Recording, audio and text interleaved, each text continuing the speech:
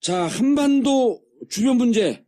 요즘 만나는 사람들마다 저 방송 뛰느라고 바쁘잖아요. 근데 본인 전쟁 나는 거 아니에요?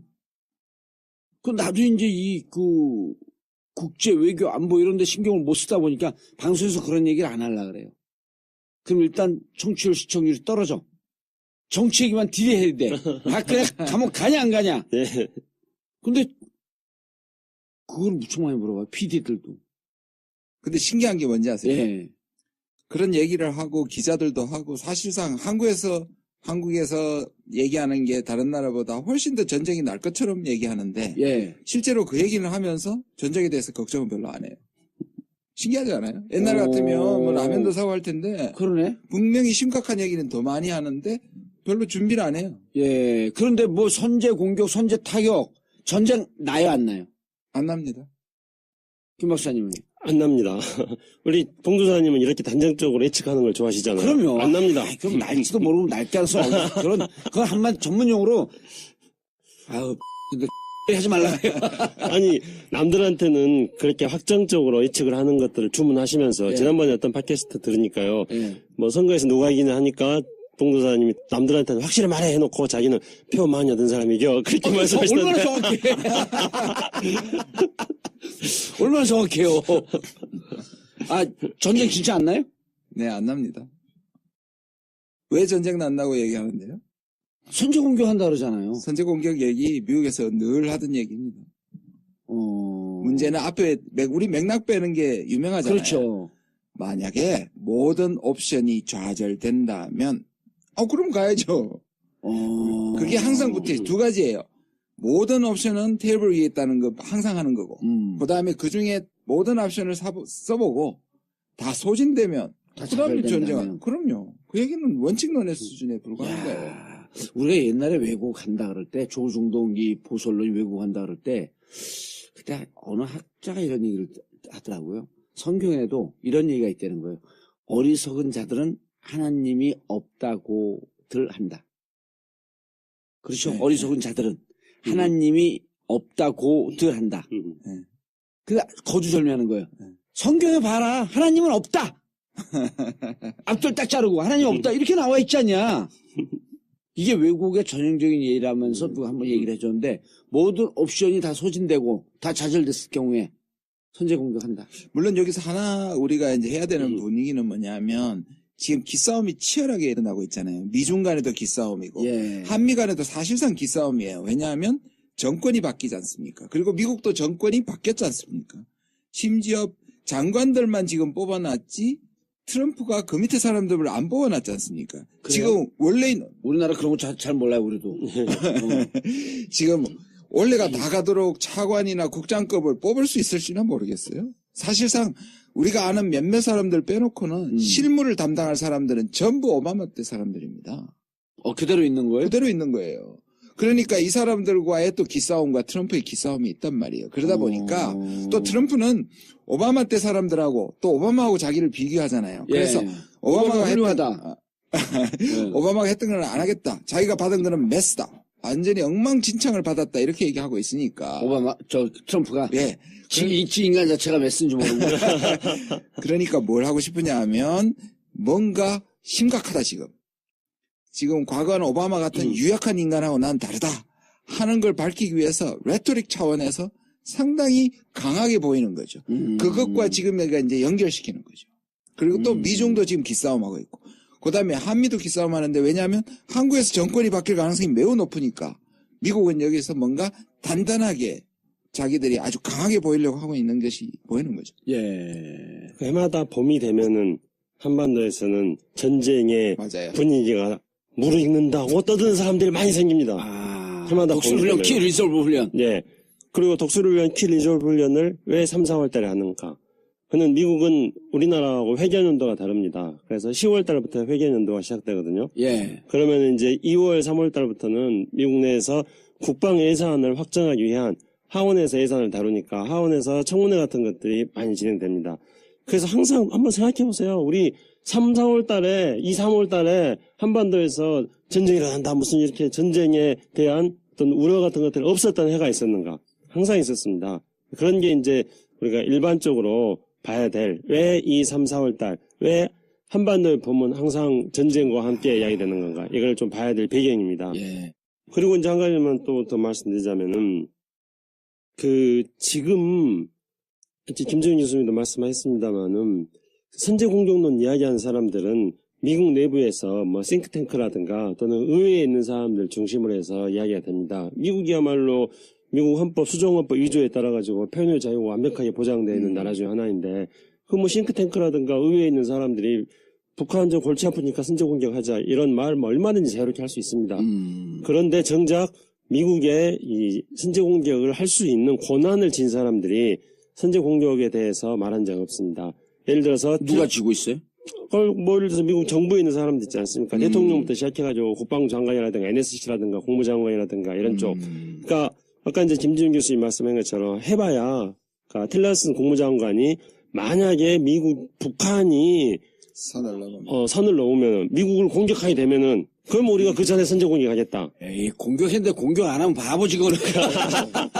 그렇게 말하는 거예요. 네. 그리고 이제 뭐 all option on the table. 모든 all options on the table. 모든 옵션들이 테이블에 있다는 말은 모든 선택지는 다 테이블 위에 예. 있다. 그러면서 미국 사람들 하는 이야기는요. 여기에는 경제적 수단부터 시작해가지고 군사적 수단까지를 테이블에다 다 올려놓은 거다. 대화까지. 그렇죠. 대화까지 포함되는 예. 거예요. 그래서 심지어 어떤 이야기를 하고 있냐면요. 작년에 트럼프가 대통령 선거할 때 김정은하고 햄버거 먹겠다. 그러면서 대화하겠다. 이렇게 말한 적이 있었습니다. 그것도 옵션 중에 하나. 당근이죠. 그것도 옵션이죠. 그리고 군사적으로 선제 공격이라든가 이렇게 강한 이야기가 나오는 것을 트럼프는 즐기고 있습니다. 왜냐면은 우리가 지난번에 김정은 교수님이랑 같이 이 전국구에서 트럼프 당선됐던 시절에 이 방송을 하지 않았습니까? 예. 그때 트럼프의 핵심적인 특징으로 우리가 이야기했던 게 뭐였습니까? 트럼프는 자기 패를 안 까고, 그러니까, 예. 그다음에 거래를 하고, 상대방이 패를 깔 때까지 기다린다. 예, 그리고 또 거래를 하기 위해서 일단은 미치광이 광인 행동을 한다고 했지 예. 않습니까? 그러니까 공격을 북한한테 선제 공격한다고 막 떠드는 것들에 대해서 예. 트럼프는 즐기고 있는 거죠. 그렇게 Man of Distraction. 3만원 사람. 네, 제가 기억하시네. 그럼요. 예. 예. 그렇게 떠들므로써 그게 북한에 대해서 내가 너를 공격할 줄 모른다는 그런 어떤 암시를 줌으로써 북한이 패를 까게. 그렇죠. 그게 있고 그다음에 이게 또 중국에 대해서도 패가 되는 겁니다. 이렇게 떠들므로써 중국 너희들이 북한에 대한 압박을 계속 쓰지 않으면은 우리는 북한을 공격할 수 있다. 이런 식으로 일단은 패를 지금 패가 아니라 포석을 놓고 있는 겁니다. 예. 근데 그렇게 미국에서 포석을 놓는데 한국에서는 또 막 무슨 뭐 전쟁 어쩌고 저쩌고 하는 이야기가 나오는 거죠. 아니, 옛날 5.1장 가면요, 장돌뱅이 북치고 장구치고 노래까지 부르는 사람이 막 소란하게 굴잖아요. 그런 네. 사람들이 저게 무슨 잔치났나? 그럼 모이거든? 네네. 이게 낚은 거예요. 그러면 막 하게 되면 자, 그때 딱 약을 해놓지. 그런 사람들이 북치고 장구치고 그럴 때, 저거 뭐 있나로 주머니를 들썩어 하면서 자기 돈을 꺼내보는 거야. 저 살 물건이 있나 없나. 이렇게 패를 깔 때까지 장돌뱅이는 소란스럽게 분위기를 만들고 있는 중이다. 네, 맞습니다. 뭐 청취자들 분들께서는 알고 있는 수도 있는데 지금 교묘하게 보수 언론이나 한국의 보수파들이 예. 속이고 있는 것이 이 선제 공격과 예방 공격입니다. 선제 공격과 이건 완전히 다른 겁니다. 예. 선제 공격은 말씀하신 것처럼 또는 틸러슨이 얘기한 것처럼 미국의 고위 공직자들이 이런 공개적인 장소에서 반드시 얘기하는 것은 선제 공격입니다. 예. 그러니까 예방 공격이 아닙니다. 이건 뭐냐면 북한이 선을 넘으면 다시 말해서 저쪽에서 공격 징후가 확실할 때 그 직전에 먼저 때리는 거거든요. 이거는 국제법으로도 허용이 됩니다. 그걸 preemptive strike이라고 그럽니다. 예. 그래 이거는 당연히 그리고 전황에 유리한 점을 차지하기 위해서 반드시 해야 되는 거고요. 우리도 할 수 있으면 해야 되는 겁니다. 그건 전쟁이 임박했을 때 하는 거고요. 그런데 예방 공격이라는 게 있습니다. 예. 94년에 기억나십니까? 그래서 누굽니까? 94년에 그 북한 영변을 때리겠다는 게 있었죠. 그러다 마지막에 경수로 주냐 뭐냐 하면서 협상으로 그렇죠, 끝났던 그렇죠. YS 시절에. 예. 그래, 이 YS 시절이죠. 북한은 뭐라 했냐면 그때 이제 불바다 만든다고 막 했었죠. 예. 그때가 예방경 공격입니다. 그건 뭐냐면 살짝 가서 영변만 때리겠다는 겁니다. 그러니까 이거는 미국이 먼저 공격을 하는 거죠. 전쟁을 일으킬 가능성을 하고 하는 겁니다. 이거는 국제법으로도 허용되는 게 아닙니다. 그런데 한국에서는 뭐냐면 이 예방 공격을 선제 공격으로 얘기하고 있단 말이에요. 그런데 예방 공격도 살짝 영변만 때리고 오면 북한이 가만히 있나요? 그러니까요. 그러니까 이거는 우리가 전쟁을 거는 겁니다. 거는 거죠. 그리고 이거는 굉장히 북한은 1000발 있는 미사일을 1000발이나 되는 미사일을 다 날릴 가능성이 있는 거죠. 그러니까 이 얘기가 나왔을 때 얼마 전에 북한이 4발을 날렸잖아요. 예. 일본 쪽으로. 예. 니들 해봐. 그럼 우린 다 날린다는 걸 보여주는 거거든요. 그런데 이거는 뭐하고 또 연결이 되어 있느냐 하면 한 말씀만 더 드리면 뭐냐면 박근혜와 이명박 박근혜가 강경론 한 게 맞았다는 것을 얘기하는 겁니다. 그럼 이 국내 지금 대선을 앞두고 보수파들이 그동안의 대북 정책 안보 논리가 틀리지 않았다. 북한 저기는 때려야 된다. 미국도 우리하고 동조한다. 필요하다면 저렇게 계속 까불면 때린다. 지금 이거를 하고 있는 국내 정치적 목적도 있는 것이죠. 근데 재밌는 거는 근데 예방 공격의 가능성도 있어요? 없습니다. 예방 공격의 가능성이 없다고 지금 미국의 전문가들이라든가 미국 언론에서 이야기하고 있습니다. 그리고 예방 공격이 더 위험한 거네. 더 위험한 거죠. 그리고 그거는 국제적으로 허용되지 않는 거고요. 그 CNN이나 국제적으로 허용되지 않는 않는 거예요? 겁니다. 예. 선제 공격은 허용이 됩니다. 왜냐하면 예. 자기들 공격받는 위협이 있으니까. 예. 근데 예방 공격은 안 됩니다.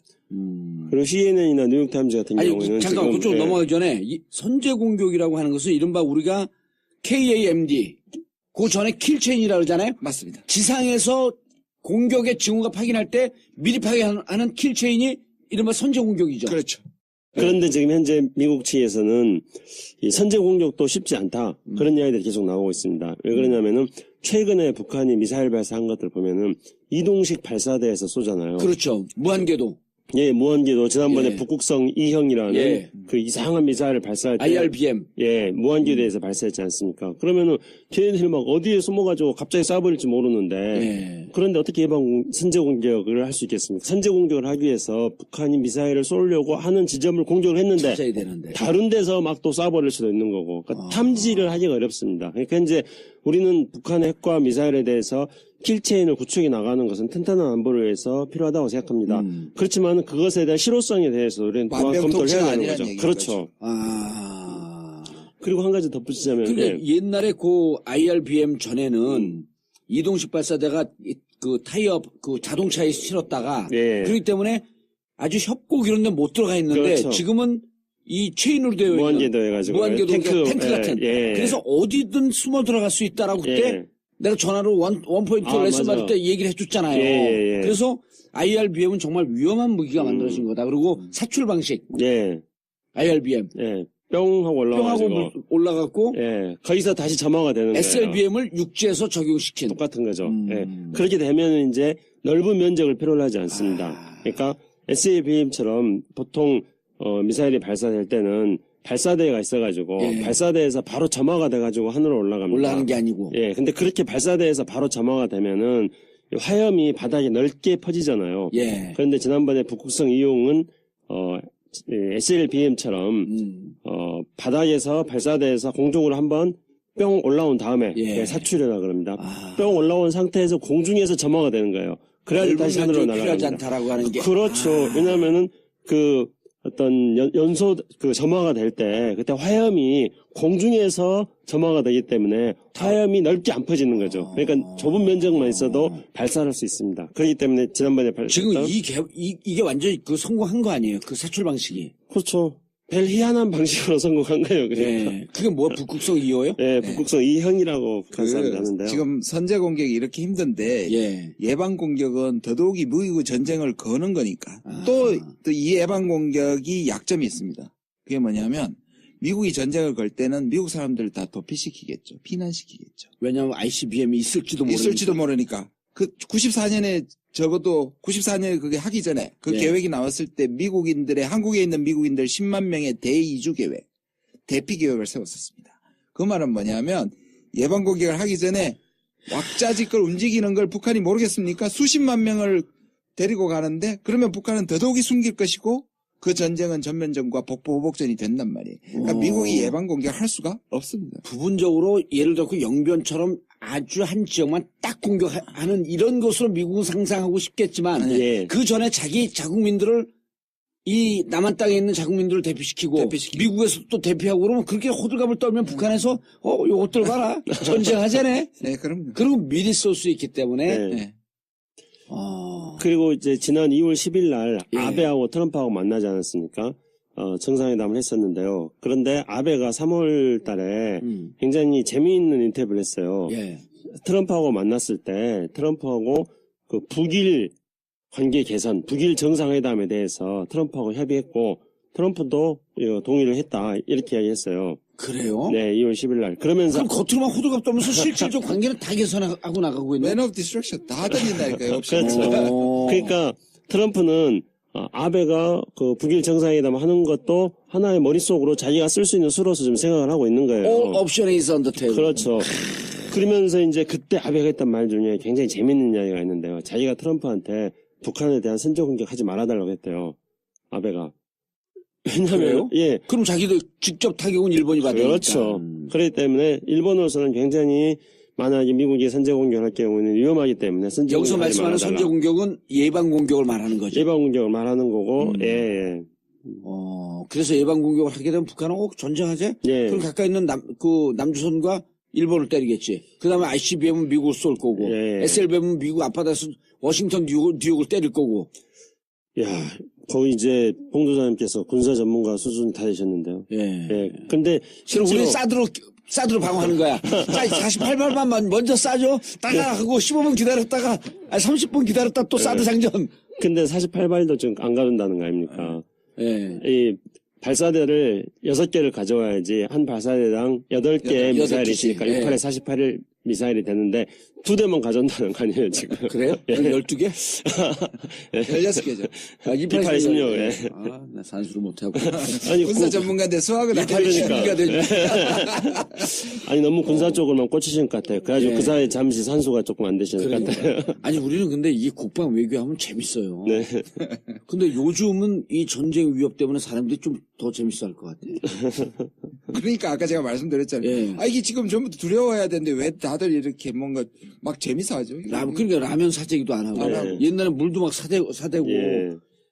그래서 지하실에 인기가 있고. 그러니까 적어도 국방 전문가들보다 국민이 더 똑똑한 거예요. 아하. 그러니까 국민들은 그렇게 생각하는 거예요. 그동안에 계속 늑대야 아니었느냐.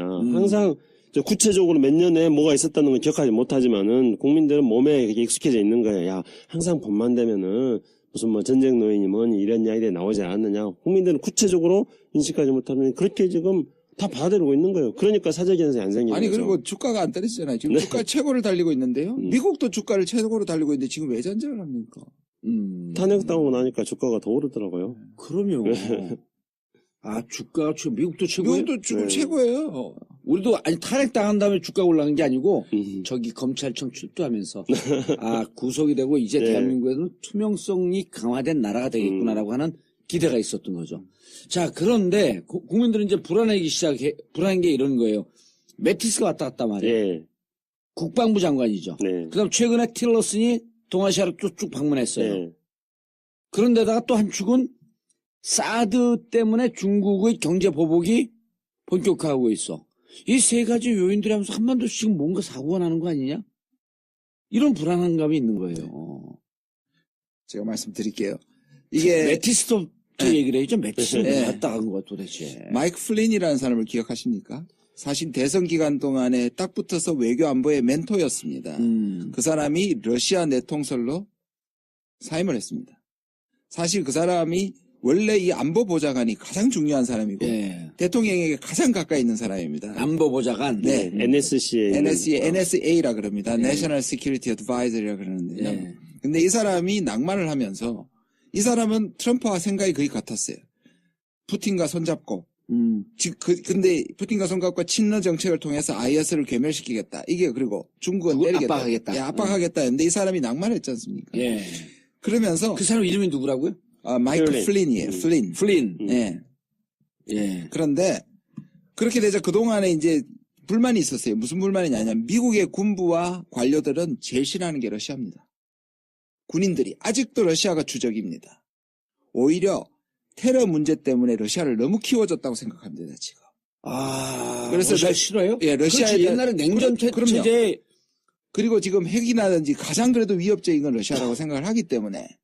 그래서 이 사람들은 뭐라고 생각하냐면 플린이 낙마한 걸 찬스라고 보는 겁니다. 그래서 매티스와 틸러슨 이런 모든 사람, 특히 매티스가 지금 외교 안보 안보를 미국은 통일이 없으니까 예. 외교 안보를 완전히 장악하고 있다고 보여집니다. 그리고 내통설 때문에 친러 정책을 못하지 않습니까? 이참에 매티스가 다시 트럼프가 자기들과는 다른 전략을 하지 않게 지금 못 받기, 알받기 하고 있는 겁니다. 그러니까 군부가 입김이 세지고요. 예. 사실 국방장관이 국무장관이나 안보보좌관보다는 외교 안보 정책에 영향력이 작았는데 하위 개념일 거 아니에요. 하위 개념이죠. 중요한 사람이긴 예. 하지만 그러나 이번에 굉장히 특이하게 군부의 입김이 또 트럼프가 군부를 좋아하지 않습니까? 이럴 수도 있고 저럴 수 있다 하는 사람 되게 싫어하고 말하면 행동에 옮기는 행동형 사람들. 사람 좋아하는데 일하는 사람들. 예. 그런데 외교 정책에 있어서 트럼프가 어디로 튈지 모르니까 오히려 매티스는 트럼프를 의식해서 지금 상당히 군부의 입김을 가지고 하고요. 그 반영이 뭐냐면 물론 트럼프도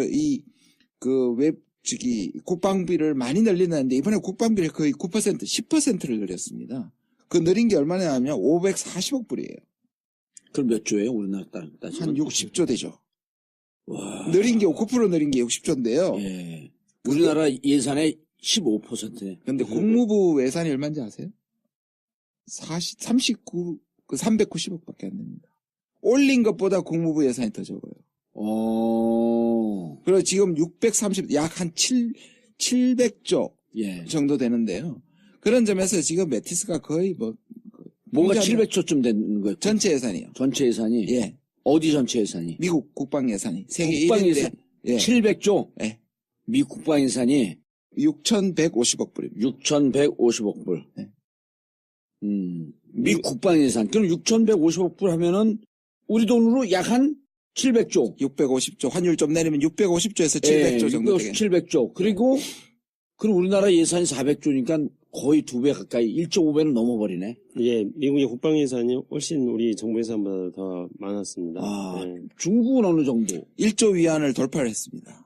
그러면 우리 환율로 치면 한 170조, 160에서 170조. 그렇죠. 165, 170 이렇게 배니까. 4분의 1 정도 되죠. 어허, 미국에. 그럼 170조로 해도, 야, 4배가 넘네? 네. 5, 7, 35. 한 5배, 4.5배, 4.5배 이렇게 되네. 그렇게 많이 쓰면 미국에 돈이 어디 있어요? 그래도 미국이 전 세계를, 그러니까, 예. 야. 전 세계 1위인 거죠. 예. 중국 애들은 더 쓰고 싶겠네, 이거 보면은. 근데 이번에는 중국이 계속 두 자리 숫자를 한 20년 동안 하다가 예. 작년하고 올해는 한 자리 숫자의 증가율은 한 자리 숫자로 내려왔는데 미국은 이번에 상당히 많이 올린 겁니다. 9%. 예. 근데 이제 사회주의 국가하고 어떤 계산 다른 방법이 거죠. 다르기 때문에 동일하게 비교할 수 없습니다. 그런데 이제 트럼프는 계속 이야기하고 있는 거는, 지난번에도 한번 제가 말씀드린 기억이 납니다만은, 다른 나라들이 미국의 군사력이 무서워가지고 감히 건드릴 수 없는 그런 상태까지. 그래서, 무한대로 군사력을 키우겠다. 그래서 미국 스스로도 이 군사력이 너무 커가지고 사용하면은 대형 사고가 날 수 있으니까 차마 사용할 수 없을 정도로 군사력을 키우겠다. 이렇게 지금 트럼프가 이야기하고 있습니다. 그래서 이번에 트럼프 정부에서 예산을 올렸는데 바로 이제 김지훈 교수님 말씀하신 것처럼 국방 예산만 대폭 줄이고 그 국무부 예산은 또 대폭 줄였거든요. 국방 예산은 대폭 늘리고 국방 예산은 대폭 늘리고 국무부 예산은 줄이고요. 그러니까 국무부는 우리나라 따지면 외교부란 말이에요. 예. 그러니까 예를 들면은 뭐 지금 한국에 뭐 첨단 무기다 그래가지고 미국의 전략 자산들 뭐 예. B1, B2 뭐 이런 것들이 막 오지 않습니까? 항공모함도 오고 칼빈슨 뭐 항공모함도 오고 그러면은 이제 뭐 B1, B2 비교를 하자면은 예. 국방부 예산에서 B1, B2에서 꼬리 떼고 날개 떼면은 뭐 국무부 예산 된다 이렇게 자조적인 말을 할 그런 정도로 국방부 예산이 훨씬 더 많이 있습니다. 그건 우리나라도 마찬가지입니다. 국방부 예산에서 F-15기에서 꼬리 떼고 날개 떼면은 통일부 예산 됩니다. F-15기 한 대에서. 외교부 예산, 그러니까 국무부 예산은 어느 정도라 그랬어요? 아까. 국무부 예산은 지금 390억. 그러면은 20분의 1이 되는 거네요. 390억이면. 그렇죠. 그렇죠. 뭐 그렇죠. 20분의 1보다는. 한 15분의 1 정도. 네. 그렇죠. 야, 이번에 9% 올린 게 진짜 국무부 예산이네. 국무 예산을 훨씬 넘죠. 540억 불을 늘렸으니까. 예. 전체 예산보다 증가분이 더 많은 거죠. 근데 한 가지는 짚고 넘어가야 된다. 뭐냐 하면 미국은 3월에 이렇게 대통령이 던지면 10월에 가서 결정이 되고 그 사이에 엄청나게 의회와 힘겨루기를 해가지고 이게 통과될지는 장담을 못하는 거죠. 이건 지금 대통령이 던진 예, 거예요. 던진 거예요. 그렇게 그렇지. 하겠다. 아니, 처음 던진 겁니다. 자기 한 얘기도 있으니까. 지금 말씀하신 것처럼 강력한 국방을 하겠다 했으니까 네. 보여주는 것이죠. 헬스장 가면요. 몸 계속 키우는 미련한 놈이 있어요. 그 왜 몸 키우냐 그러면은 너무 몸집이 커갖고 아무도 나한테 덤비지 못하게. 딱 그거예요. 예. 예, 그리고 트럼프의 계속 생각이 딱 그래 그거예요. 점점 하다 예. 여기다가 주사도 나요. 막 호르몬 주사도 넣고. 그럼 나중에 어떻게 되는 줄 알아요? 운동을 한 일주일 못해. 그럼 벼랑에게 그게 살이 되면서 돼지가 돼버려. 아무짝에도 쓸모없는. 아니 그렇게 몸집을 키워갖고 국방 예산을 키워갖고 자기들도 어찌할 바 없는 그 짓을 왜 하는 거예요? 그 미국 군대 같기도 하고 한국 군대 같기도 한데 약간 뭐 첨단 무기는 다 사 먹으려고 그렇지 않습니까? 우리나라도 그러죠. 네. 우리나라도 국방 예산을 계속 키우고 있는 거 아니에요? 그렇죠. 예. 우리나라니까 그 기본적으로 심리가 새로운 무기면은 무조건 5개 사고 싶은 그런 심리가 있어가지고요.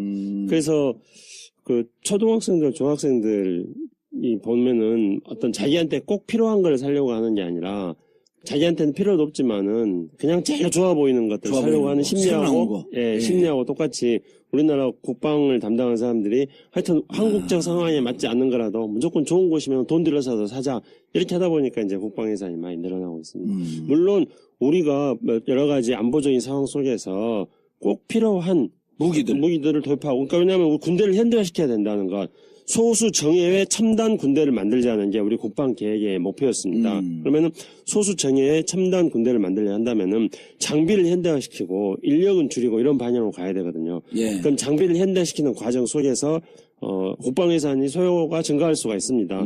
그런 거는 우리가 합리적으로 판단할 수 있는 거잖아요. 장비의 현대화니까. 그렇죠. 첨단하니까. 그렇죠. 근데 그렇지 않는 데서 무조건 좋은 것만 사고 싶은 그 과정 속에서 이제 비리가 생기는 거죠, 또. 미국에서 실패한 무기라도 새로 나왔다 그러면 사고 싶고. 예. 사드가 그런 대표적인 경우 아니에요. 그런 거죠. 사드는 실제로 실전에서 전혀 성능이 검증된 바도 없는데 예. 사드 만능주의에 빠져 있잖아요. 사드 물신주의. 그래가지고 사드 믿습니다. 지금 이렇게 외치고 있어요. 사막이나 앞에 바다를 그 환경으로 갖고 있지 않은 산에다 배치한 세계 최초의 지역이 우리 성주 골프장이라는 거 아니에요? 무슨 얘기를 하냐면요. 예. 북한이 한 500발, 1000발을 쏘면 와서 맞을 수는 있다는 거죠. 그러니까 사드를 한두 발을 쏘면 못해도 워낙 많이 쏘니까 사드에 와서 맞을 수도 있다는 조커가 나올 정도의 성능을 확신할 수 없는 거죠, 사실. 그런데 산다. 알겠습니다. 아니 뭐 네. 사는 건 아니고 그러니까 미국이 배치를 하는 거죠. 배치하고 지금. 이제 두 번째, 세 번째 우리가 사야 될 거예요. 그럴 수순으로 갈 거다고 지금 예측을 하는 거죠. 알겠습니다. 그 수순으로 가기 전에 광고는 듣고. 예. 자, 그런데 아까 이제 얘기하다가 메티스 중심의 지금 국방부 중심의 나라가 되어 있다. 미국이. 그 다음에 틸러슨 외교부, 국무부 예산은 전체 국방 예산 한 15분의 1 정도다. 근데 우리나라 메티스가 얼마 전에 왔었어요. 예. 또 틸러슨 이번 한 바퀴 삥 돌고 가면서 아까 제일 처음에 얘기했던 것처럼 뭔 전쟁 나는 거 아니야? 이 분위기가 자꾸 하니까 왜 왔는지 메티스는 왜 왔고 틸러스는 왜 왔는지 북한의 우리 언론에 따르면 북한의 상황이 심각하므로 지금 한반도 주위의 정세를 파악하기 위해서 왔다. 우선은요, 그 결론부터 제가 말씀드려보면 트럼프가 예. 북한 문제에 대해서 관심이 너무 높아졌어요. 그래서 이제 이번에 틸러슨 미 국무장관도 자기들은 북한에 대한 관심이 많다고 그래요. 왜냐하면은 북한이 하도 사고를 치니까. 예. 그러니까 오바마 정부 때만 하더라도 북한 문제는 오바마 정부에서 완전히 후순위였습니다. 근데 지금 트럼프 정부 들어서 가지고 북한 문제는 우선순위에서 굉장히 높아졌어요. 처음에 그 선거운동할 때는 별 관심이 없었다 그랬잖아요. 예. 그런데 이제 북한이 계속 사고를 치니까 그래서 북한이 1월 달부터 1월 1일 날 김정은이 신년사에서 ICBM 대륙간 탄도미사일 개발의 마지막 단계에 와 있다. 그러니까 트럼프가 그렇게 되나 보자. 이렇게 일단 반응을 해줬잖아요. 그러면서부터 북한이 사고 칠 때마다 미국이 반응을 함으로써 이제 미국의 대외 정책에서 북한 문제는 굉장한 우선순위가 높아졌습니다.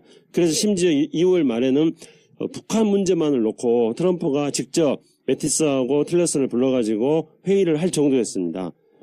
그렇다면 이제 매티스하고 틸러슨이 왜 한국이 왔는가, 아시아를 순방했는가 이유는 증명이 되는 거죠. 트럼프가 대통령 당선되고 나서부터 그 이후에 끊임없이 북한이 사고를 치고 트럼프 머릿속에 북한 문제가 우선순위로 자리 잡았습니다. 그렇기 때문에 트럼프가 1월 19일 날 취임하자마자 2월 초에 매티스 국방부 장관이 왔던 거죠. 그리고 우리는 그때 매티스가 왔을 때 마치 북한에 대한 압박이라든가 중국에 대한 압박 이런 것들을 하기 위해서 온 걸로 그렇게 생각을 했습니다. 그런데 정작 매티스 자신은 기자들과 인터뷰하는 과정에서 자기는 한반도 상황을 이해하기 위해서 왔다. 그러니까 일종의 그 경청 투어 듣기 위해서 왔다 이랬습니다. 그래서 매티스가 그러니까 토크 콘서트가 아니라 리슨 콘서트. 리스닝 투어라고 그랬어요. 리스닝 큐어. 아, 그랬어요? 네, 리스닝 네. 투어. 오. 얼핏 듣는데 그 딱 맞았네. 예, 그러니까 제가 경청 투어 이렇게 나름대로 한국말 반 영어 반 예. 섞어가지고 하니까 또 금방 또 알아들으셨잖아요. 자기가 리스닝 예, 큐어라고 리스닝 투어라고 리스닝 했어요. 투어라고 예. 했습니다. 제가 그 리스닝 투어를 그래서 한국말로 살짝 섞어서 경청 투어라고 한 거였어요.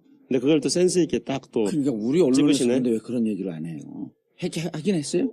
우리 언론에서도 그런 이야기를 했습니다. 하게 했는데 근데 해석을 자기 해석을 그렇죠. 그러니까 매티스가 오는 것 자체 국방부 장관이 취임하자마자 예. 일본하고 한국으로 온 거는 처음이었기 때문에 그래서 이제 이거는 국방부 장관의 성격 그 다음에 또 그 매티스가 뭐라고 했죠 별명이 매드 매떡. 미친 개 예. 미친 영어로 개라 하세요. 매드독이 아니라 매떡. 매떡 그렇기 때문에 이제 틀림없이 강경책 뭐 선제 공격이라든가 사드 배치라든가 이런 것들에 대한 강경책을 구사하러 왔을 거라고 우리 언론에서 계속 풀었었던 거죠. 그러고 그러길 원했고. 네.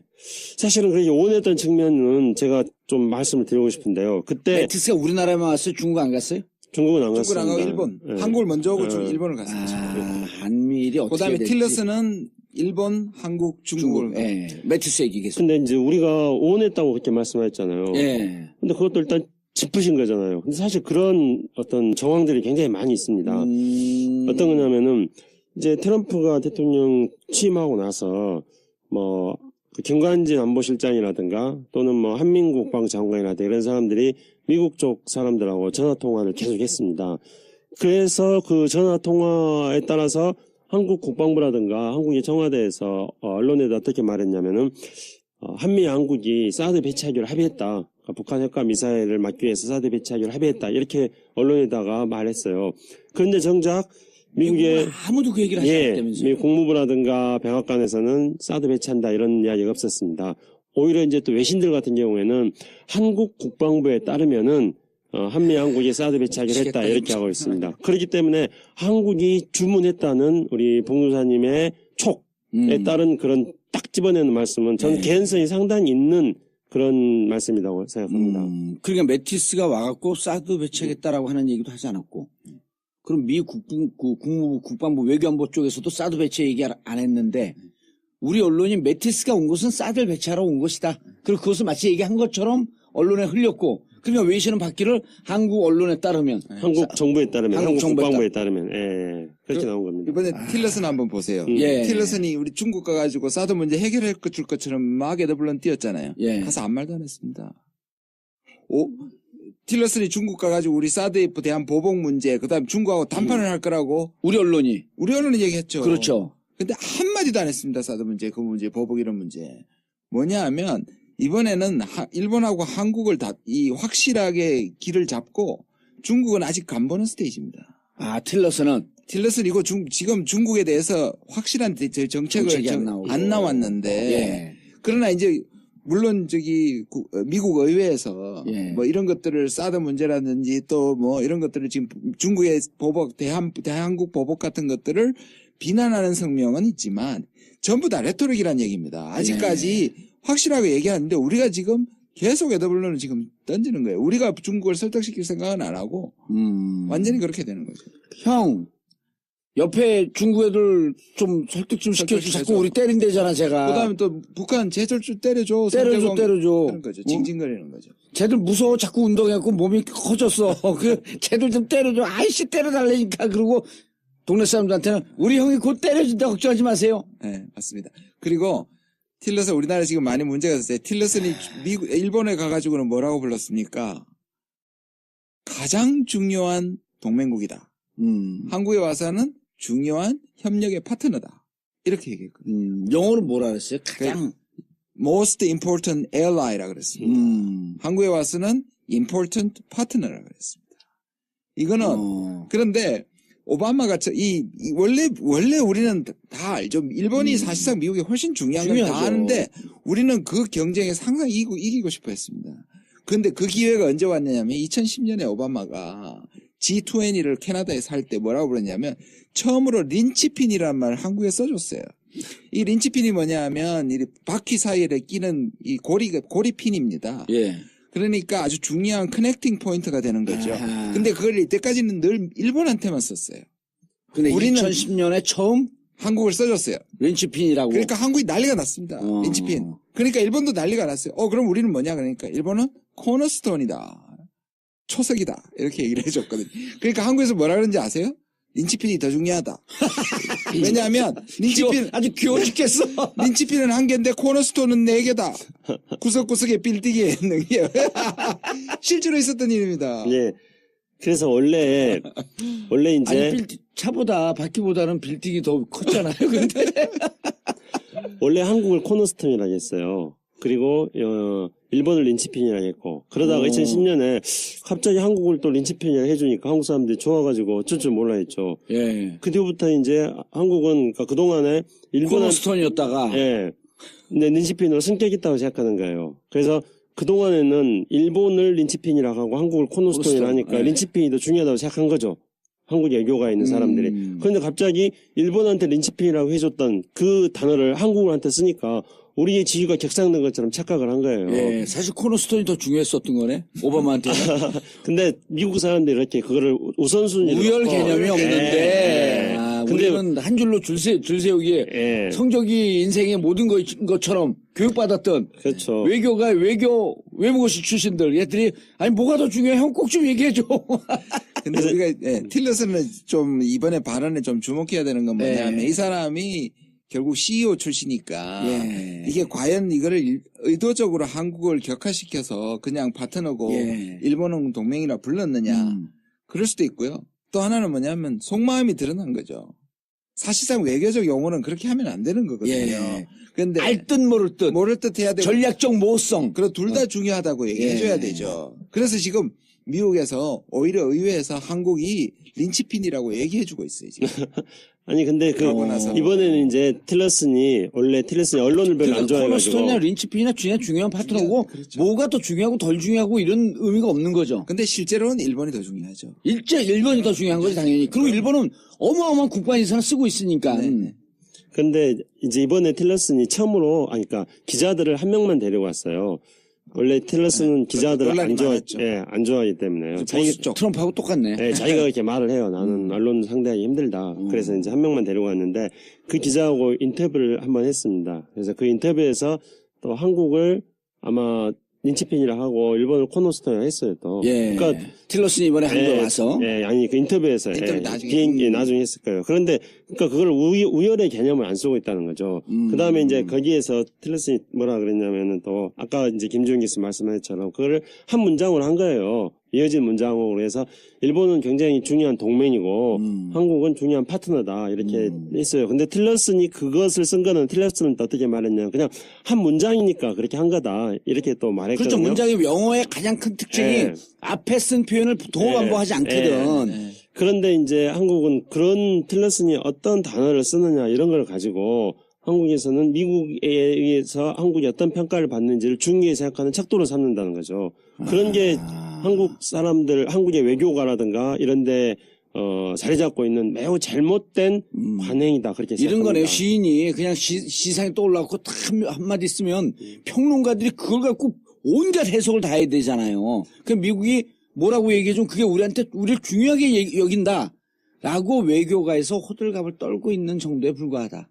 그렇죠. 그러니까 그런 어떤 사람들의 또 미국 사람들이 또 자기네들의 또 문법에 따라 가지고 자기네들의 또 용어 이런 것들을 사용하는 걸 가지고 그걸 가지고 막 우리가 어떻게 평가받는가에 따라서 기분이 막 달라지고 그러니까 아까 말씀드렸던 그 all options on the table도 예. 미국 사람들은 그걸 쓰는 거거든요. 좋잖아요. 모든 옵션들이 다 테이블에 올려놨다. 나는 모든 걸 다 하겠다. 모든 수단을 사용하겠다. 이런 건데 네. 그런 의미를 그대로 안 받아들이고 또 군사적으로 북한을 공격하겠다는 식으로만 받아들이는 거라든가. 올 옵션 하면 군사적 행동이 있으니까 아까 예. 얘기했던 선제 공격, 예방 공격이 다 있으니까 예. 그러면 우리는 그걸 갖고 해석을 하면서 이제 군사적 공격이 임박해 있다. 그러니까 이제 이런 식으로 모든 것을 미국에 의해서 한국이 어떻게 평가를 받느냐고 생각한다거나 또는 미국의 대북 강경 정책으로만 모든 상황을 해석하는 거라든가 이런 것들 때문에 바로 한국의 외교의 지평이 넓어지고 있지 않다고 생각합니다. 정작 이번에 틸러슨이 와가지고 굉장히 중요한 외교 행보를 한 겁니다. 틸러슨은. 그러니까 그걸 좀 정리해서 일본에서 예. 뭘 했고 한국에서 뭐 했고 중국에서 뭐 했는지 예. 경청 외교를 리스닝 투어를 했다는 거 아니에요? 그건 이제 마티스가 2월 달에 매티스가, 왔어요. 예. 마티스가 경청 얘기했고 틸러슨은 이제 일본하고 한국이 와가지고는 립 서비스를 엄청나게 해줬어요. 중국 가서는 모호한 정책을 취했고 예. 그러니까 그동안에 트럼프가 일본하고 한국을 불안하게 만든 점이 있었지 않습니까? 그래서 이제 그런 것들을 달래주기 동맹 위해서. 챙기기. 예. 트럼프는 동맹을 버리지 않을 것이다. 아 이번 틸러슨의 방일 방한의 목적은 네. 동맹을 버리지 않을 것이다. 예. 그래서 Don't worry, 안심시켜주고 비봉주. 다독거려주고 안심시켜주고 그리고 중국이 한국에 대해서 이렇게 사드 때문에 보복하는 것에 대해서 잘못됐다고 좀 격앙된 목소리를 내면서 한국이 등을 두들겨 준 것이죠. 예. 근데 정작 중국 가가지고 뭘 했느냐. 이게 그러니까 일본 정말 가서 뭘 중요합니다. 했어요? 일본 가서. 일본 가가지고도 미일 동맹의 중요성들. 일본은 가장 중요한 동맹 국가다. 예. 이런 식의 립 서비스를 많이 해줬던 거였죠. 어. 그러니까 동맹 챙기기를 한 동맹 겁니다. 챙기기. 한국에 예. 와갖고는 한국하고도 마찬가지로 사드 배치해야 되고 사드 배치 때문에 보복하는 중국이 나쁜 애들이고 북한 핵과 미사일 위험하다 이런 이야기를 한 거죠. 한국에 와서 그 얘기를 네. 했어요? 네. 오. 그러니까 이제 미국은 선제 공격이나 예방 공격의 가능성에 대해서는 그 아까 말한 것처럼 네.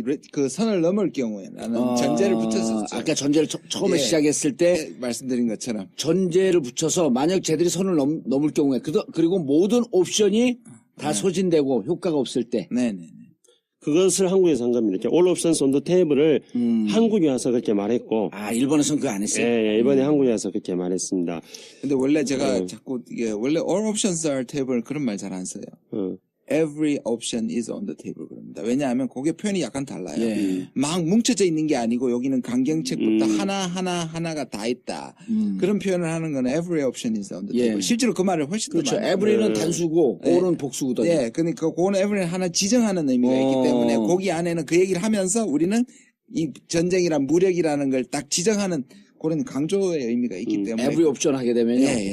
지금 하나, 이번에 딱, all 딱, 옵션이라고 하는 것은 별 의미가 없었네 그럼. 뭉뚱그려서 그냥 다 올린 거야. 그런 말을 잘 안 씁니다. 그래서 미국의 그런 옵션 군사 옵션 할 때는 every option이라는 말을 훨씬 더 많이 씁니다. 아, every option is on the table. 네. 거기에는 every지만 그게 무슨 뜻이냐면 전쟁 무력도 있다는 걸 지정하기 위해서 그 표현을 많이 오히려 씁니다. 그게 더 훨씬 강렬하게 다가오죠. 강렬하게 다가오는. 네. 그 이번에 우리나라가 all options are on the table 하게 되면은 그냥 뭐 이것도 저것도 뭐 하는 이것도, 느낌이 예. 정리 안 된 느낌이 좀 있지 않습니까? 아하. 그런데 우리는 거기서 아까도 얘기했듯이 군사적인 것만 빼내서 네네. 그리고 자 그럼 여기에서 북한 핵 위험하다. 그리고 뭐 이런 모든 옵션이 다 소진된다고 한다면 이 군사적 그 행동할 수 있다. 네네. 정작 중요한 중국 가서는 우리가 여기서 얘기를 했을 거 아니에요. 그럼 틸러슨한테 좀 이게 지금 외교적으로 경제적으로 압박을 가하니 우리가 좀 힘들다. 그래 중국 갖고 좀 형 얘기 좀 해줘. 이런 부탁을 했어요? 안 했죠 당연히. 우리가 안 했어요? 아니 우리가 틸러슨한테. 뭐 한미 간에 공동으로 예. 북한의 위협에 대해서 인식을 공동으로 하고 있고 그리고 북한의 핵을 폐기하고 미사일 폐기 나가는 데 있어서 중국의 역할이 중요하다. 이런 이야기들을 이제 한국에서 한 거죠. 한국에서 했죠. 예, 그러면 이제 중국에 가서 틸러슨이 어떻게 행동했느냐가 중요하지 않습니까? 그렇죠. 근데 이제 틸러슨의 행동은 왕이 외교부 장관만 만났나요? 아니면 시진핑을 만났죠. 시진핑도 만났어요. 오. 예. 그리고 양재츠 국무위원도 만났고요. 무척 예우를 해준 거네 중국 입장에서는. 미국에서 예. 국무장관이 가면 거의 만납니다. 예. 그랬는데 이제 작년부터 트럼프가 중국에 대해서 굉장히 강하게 때리기를 했지 않습니까? 예. 그런데 이번에 가가지고는 이제 트럼프의 방중 결과에 대해서 미국 언론들이 완전 실패한 저자서 외교다. 이렇게 비판할 정도입니다. 틸러슨에 대해서. 예. 어허. 왜냐면은 그동안에 뭐 미국하고 중국 사이에서 가장 중요한 이슈로 부각됐던 것들이 중국이 불공정 모욕을 한다. 예. 뭐 이런 거라든가 또 남중국해 문제라든가 그렇죠. 이런 문제들이 이거에 대해서 큰 소리를 칠 줄 알았는데 별로 큰 소리를 안 치고 오히려 이제 그 양국 공동성명 같은 것들을 발표하면서 틸러슨이 그 어떤 중국하고 미국이 앞으로 상호 존중하고 공동 발전한다는 식으로 이야기를 했습니다. 근데 틸러슨이 이렇게 서로 대립하지 않고 상호 존중하고 공동 발전한다 이렇게 말하는 거는 중국이 이야기하고 있는 이른바 그 중국과 미국의 신형 대국 관계.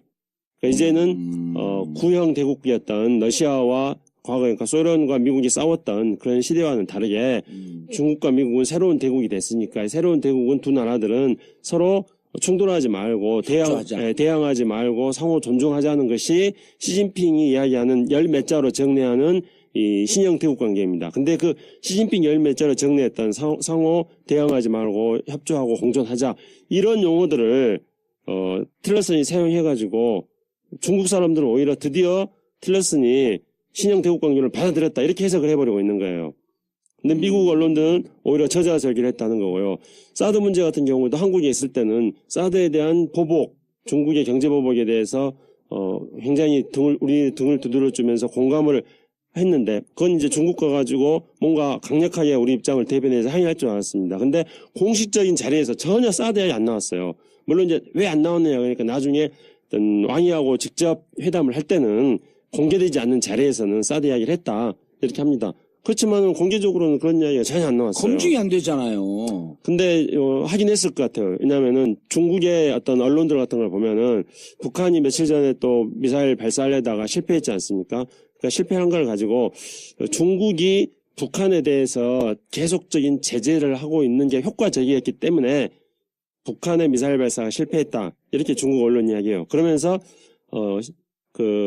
틸러슨이 중국에 와가지고 사드에 대해서도 뭐 여러 가지 어떤 그 필요성에 대해서 이야기를 했는데 사드의 그 필요성에 대해서는 이미 우리는 중국에 대해서 중국은 북한에 대해서 제재를 하고 있기 때문에 그래서 북한의 미사일이 실패한 거니까 한국에 사드 배치할 필요 없다 이런 식으로 말을 합니다. 그 말은 사드에 대해서는 틸러슨이 중국에 가서 했다는 것들을 간접적으로 방증하는 거라고 생각합니다. 물론 사드에 대해서 경제 보복을 중국이 한국이 하는 것이 틀렸다. 그렇게 하지 한 말을 했는지 안 했는지는 그건 아직 간접적으로도 확인이 안 되고 있습니다. 근데 저 같은 경우는 이 부분에 대해서 저는 아직까지 트럼프가 여러 가지 옵션을 던지고 아직 간보기 단계라고 저는 좀 생각을 해요. 예. 그래서 사실상 사람들이 이렇게 얘기하잖아요. 이번에 틸러슨이 가서 담판을 할 것이다. 이번에 안 했지 않았습니까? 그러면 강하게 밀어붙인다든지 담판 안 했단 말이에요. 그럼 4월 달에 예정되어 있는 미중 정상회담은 또 어떻게 될 것이냐. 미국에서 하는 거죠. 그건. 그렇죠. 예. 이게 지금 이번에 그걸 위한 회담이었다는 성격이 굉장히 강하거든요. 그러면 이번에 그렇게 따지지 않으면 그럼 4월 달은 어떻게 될 것이냐. 제가 보기에는 그때도 여전히 안 따진다. 간보거나 또는 안 따지거나. 근데요. 지금 방금 말씀하신 것처럼 그게 이제 13년입니까? 네, 그러니까 오바마하고 란초 빌리지에서 했던 거. 란초 네. 빌리지에서 뭐 넥타이 풀고 굉장히 분위기 좋게 신형 대국 관계를 던졌거든요. 그 핵심이 뭐냐면 누구하고 시진핑하고 오바마하고 2013 캘리포니아에서 년에. 산책도 하고 왜 노타이 차림으로 분위기 굉장히 좋았습니다. 예. 그때가 시진핑이 그 1대1로 발표하면서 뭔가 중국의 이 굴기를 대국 굴기를 막 선언할 때였거든요. 그러니까 가서 뭐라고 했냐면은 미국이 중국의 핵심 이익을 건드리지 않으면 중국은 미국을 도전하지 않겠다는 말로 딱 정리를 합니다. 그래서 분위기 좋았으니까 중국은 돌아오면서 이제 드디어 미중 관계는 협력의 관계로 간다 했는데 그게 미국 내부에서 엄청난 논란을 일으켰습니다. 왜? 왜냐하면 그게 결국 중국의 도전이라고 받아들인 거거든요. 니네가 언제부터 우리하고 친구 먹으려고 친구 자식들 먹으려고 건방지게. 우리 핵심 이익이 아닌 게 어딨냐? 그럼 핵심 이익은 터치하지 말라는 소리로 들리는 거죠. 그렇죠. 우리 핵심 도전받아. 이익, 그러니까 우리가 핵심 이익이라고 규정하면 너희는 우리 타치하지 그렇죠. 마. 그 뒷부분이 아니고 도전하지 않겠다는데 방점이 아니고. 예. 그러니까 지금 나온 반응하고 되게 비슷합니다. 왜 그걸 받아들이면 저자세라는 거죠. 예. 그 내부에서는 그거를 안 해야 된다는 것과 오바마가 오히려 그 이후로 분위기 좋았던 이후로 중국에 대해서 더 강경해집니다, 사실은. 미국 내부 분위기가 부정적이니까. 예. 그래서 지금 나오는 얘기 중에 하나가 도로 오바마란 말이 굉장히 많이 나오거든요.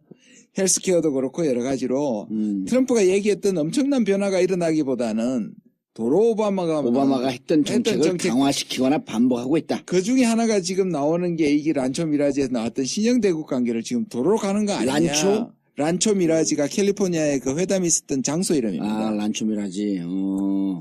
이번에 그래서 틸러슨이 가서 란초 미라지에서 시진핑과 오바마가 했던 그 모습을 다시 반복하고 왔다. 네, 그렇기 때문에 미국 언론이 그 란초 미라지에서 오바마를 비판했던 것하고 똑같이 지금 틸러슨을 비판하고 있습니다. 저자세 외교 네. 순방을 하고 왔다. 유화 외교. 그런데 틸러슨이 이렇게 중국 가서 이런 행보를 하고 이렇게 저자세 행보를 한다는 거를 틸러슨이 단지 외교적 경험이 없기 때문에 CEO 출신이기 때문에 했을 것인가. 이제 일반적 언론들은 그렇게 보고 있거든요. 역시 외교 경험이 없기 때문에 중국한테 당했다 이렇게 보는데 저는 그렇게 보지 않습니다. 지금 현재 4월 초에 예정되어 있는 미중 정상회담이 어떤 배경에서 이게 되고 있는가. 그리고 이번에 틸러슨의 방중도 그걸 준비하고 온 건데 그게 왜 되는가 하면요. 그 이면에는 그 트럼프의 사위 쿠시너가 있습니다. 사실상 그 이방카의 딸, 트럼프가 제일 총애하는 이방카는 지금 백악관에 다 출입도 자유롭게 하고 백악관의 최순실. 네, 백악관에 사무실도 있고 지금 그래서 뭐 백악관의 최순실이라는 소리 안 들으려고 이제 무슨 이상한 뭐 자문역 하나 줬죠 자리. 자리 하나 줬다고 그러던데요. 근데 그 이방카의 남편이 쿠시너인데 쿠시너가 이제 선임 고문 뭐 그렇게 해가지고 아주 똑똑한 친구라면서요, 근데. 그게 뭐 사업도 많이 하고 중국하고도 가깝습니다. 친중파입니다. 그런데 유일하게 그게 아니라 친중파입니다. 그래서 백악관 내부에서 그 백악관의 수석 전략가라고 있는 스티븐 배넌 같은 경우가 완전히 강력한 반중파거든요. 그런데 쿠슈너가 친중파예요. 그래가지고 바로 그 백악관의 반중 세력들 사이에서 중국과 관계에 다리를 놓고 있는 사람이 쿠슈너입니다. 근데 문제는 이 쿠슈너가 그래서 시진핑하고 오바마의 정상회담을 지금 준비하고 있는 거고, 그러니까 틸러슨이 가서 저자세 외교를 한 게 아닌 거죠. 쿠슈너하고의 뭔가의 어떤 플랜이 있어가지고 지금 움직이고 있는 겁니다. 쿠슈너의 지시나 일정의 매뉴얼에 따라서 움직인 거예요. 그럴 가능성이 있는데요. 거기서 이제 우리가 주목해봐야 될 거는. 그럼 4월달 회담도 뻔하네요. 아니죠. 왜냐하면 여기는 지금 강력한 대중정책을 요구하는 사람과의 권력적인 그렇죠. 지금 암투가 일어나고 그래서 제가 말씀드린 게 아직 트럼프의 대중정책과 대북정책은 정해지지 않았다. 그 내부에서 중국과 유화적으로 나가야 된다. 아니면 러시아와 손잡고 중국을 압박해야 된다라고 하는 양측 간의 그렇죠. 결투의 와중에서 트럼프는 어디로 갈지 거기에다가 아직은 전문용어로 띵킹 생각 중. 그리고 아까 말씀드린 것처럼 오바마 때 사람들과 관료 내부에서도 이것도 아직 정해지지 않은. 그러니까 지 마음대로 할 수도 없는 거네. 그런데 크게 치고. 쿠슈노는 계속 추진해 나갈 겁니다. 왜냐하면은 쿠슈노가 등소평의 외손주 사위죠. 외손주 사위하고의 파트너입니다. 쿠슈노가. 그래서 이 등소평의 외손주 사위는 중국의 안방보험이라는 그 브랜드인데요. 이건 지금 전 세계적으로 그 금융회사를 전부 다 쇼핑하고 있습니다. 금융회사를 사들이고 있고 부동산을 사들이고 있고 그 회사가 안방보험입니다. 우리나라 엘리안츠라든가 우리나라의 어디더라 동양생명이라든가 이런 데도 다 안방보험 애들이 다 산 겁니다. 안방보험이요? 예. 안방보험. 근데 이제 이 사람하고 쿠슈너하고 굉장히 가까운 외손주 사위. 예, 등소평에. 근데 이제 등소평 그 중국의 입장에서 본다면은 현재 시진핑이 부정부패에 대해서 칼을 빼들었지 않습니까?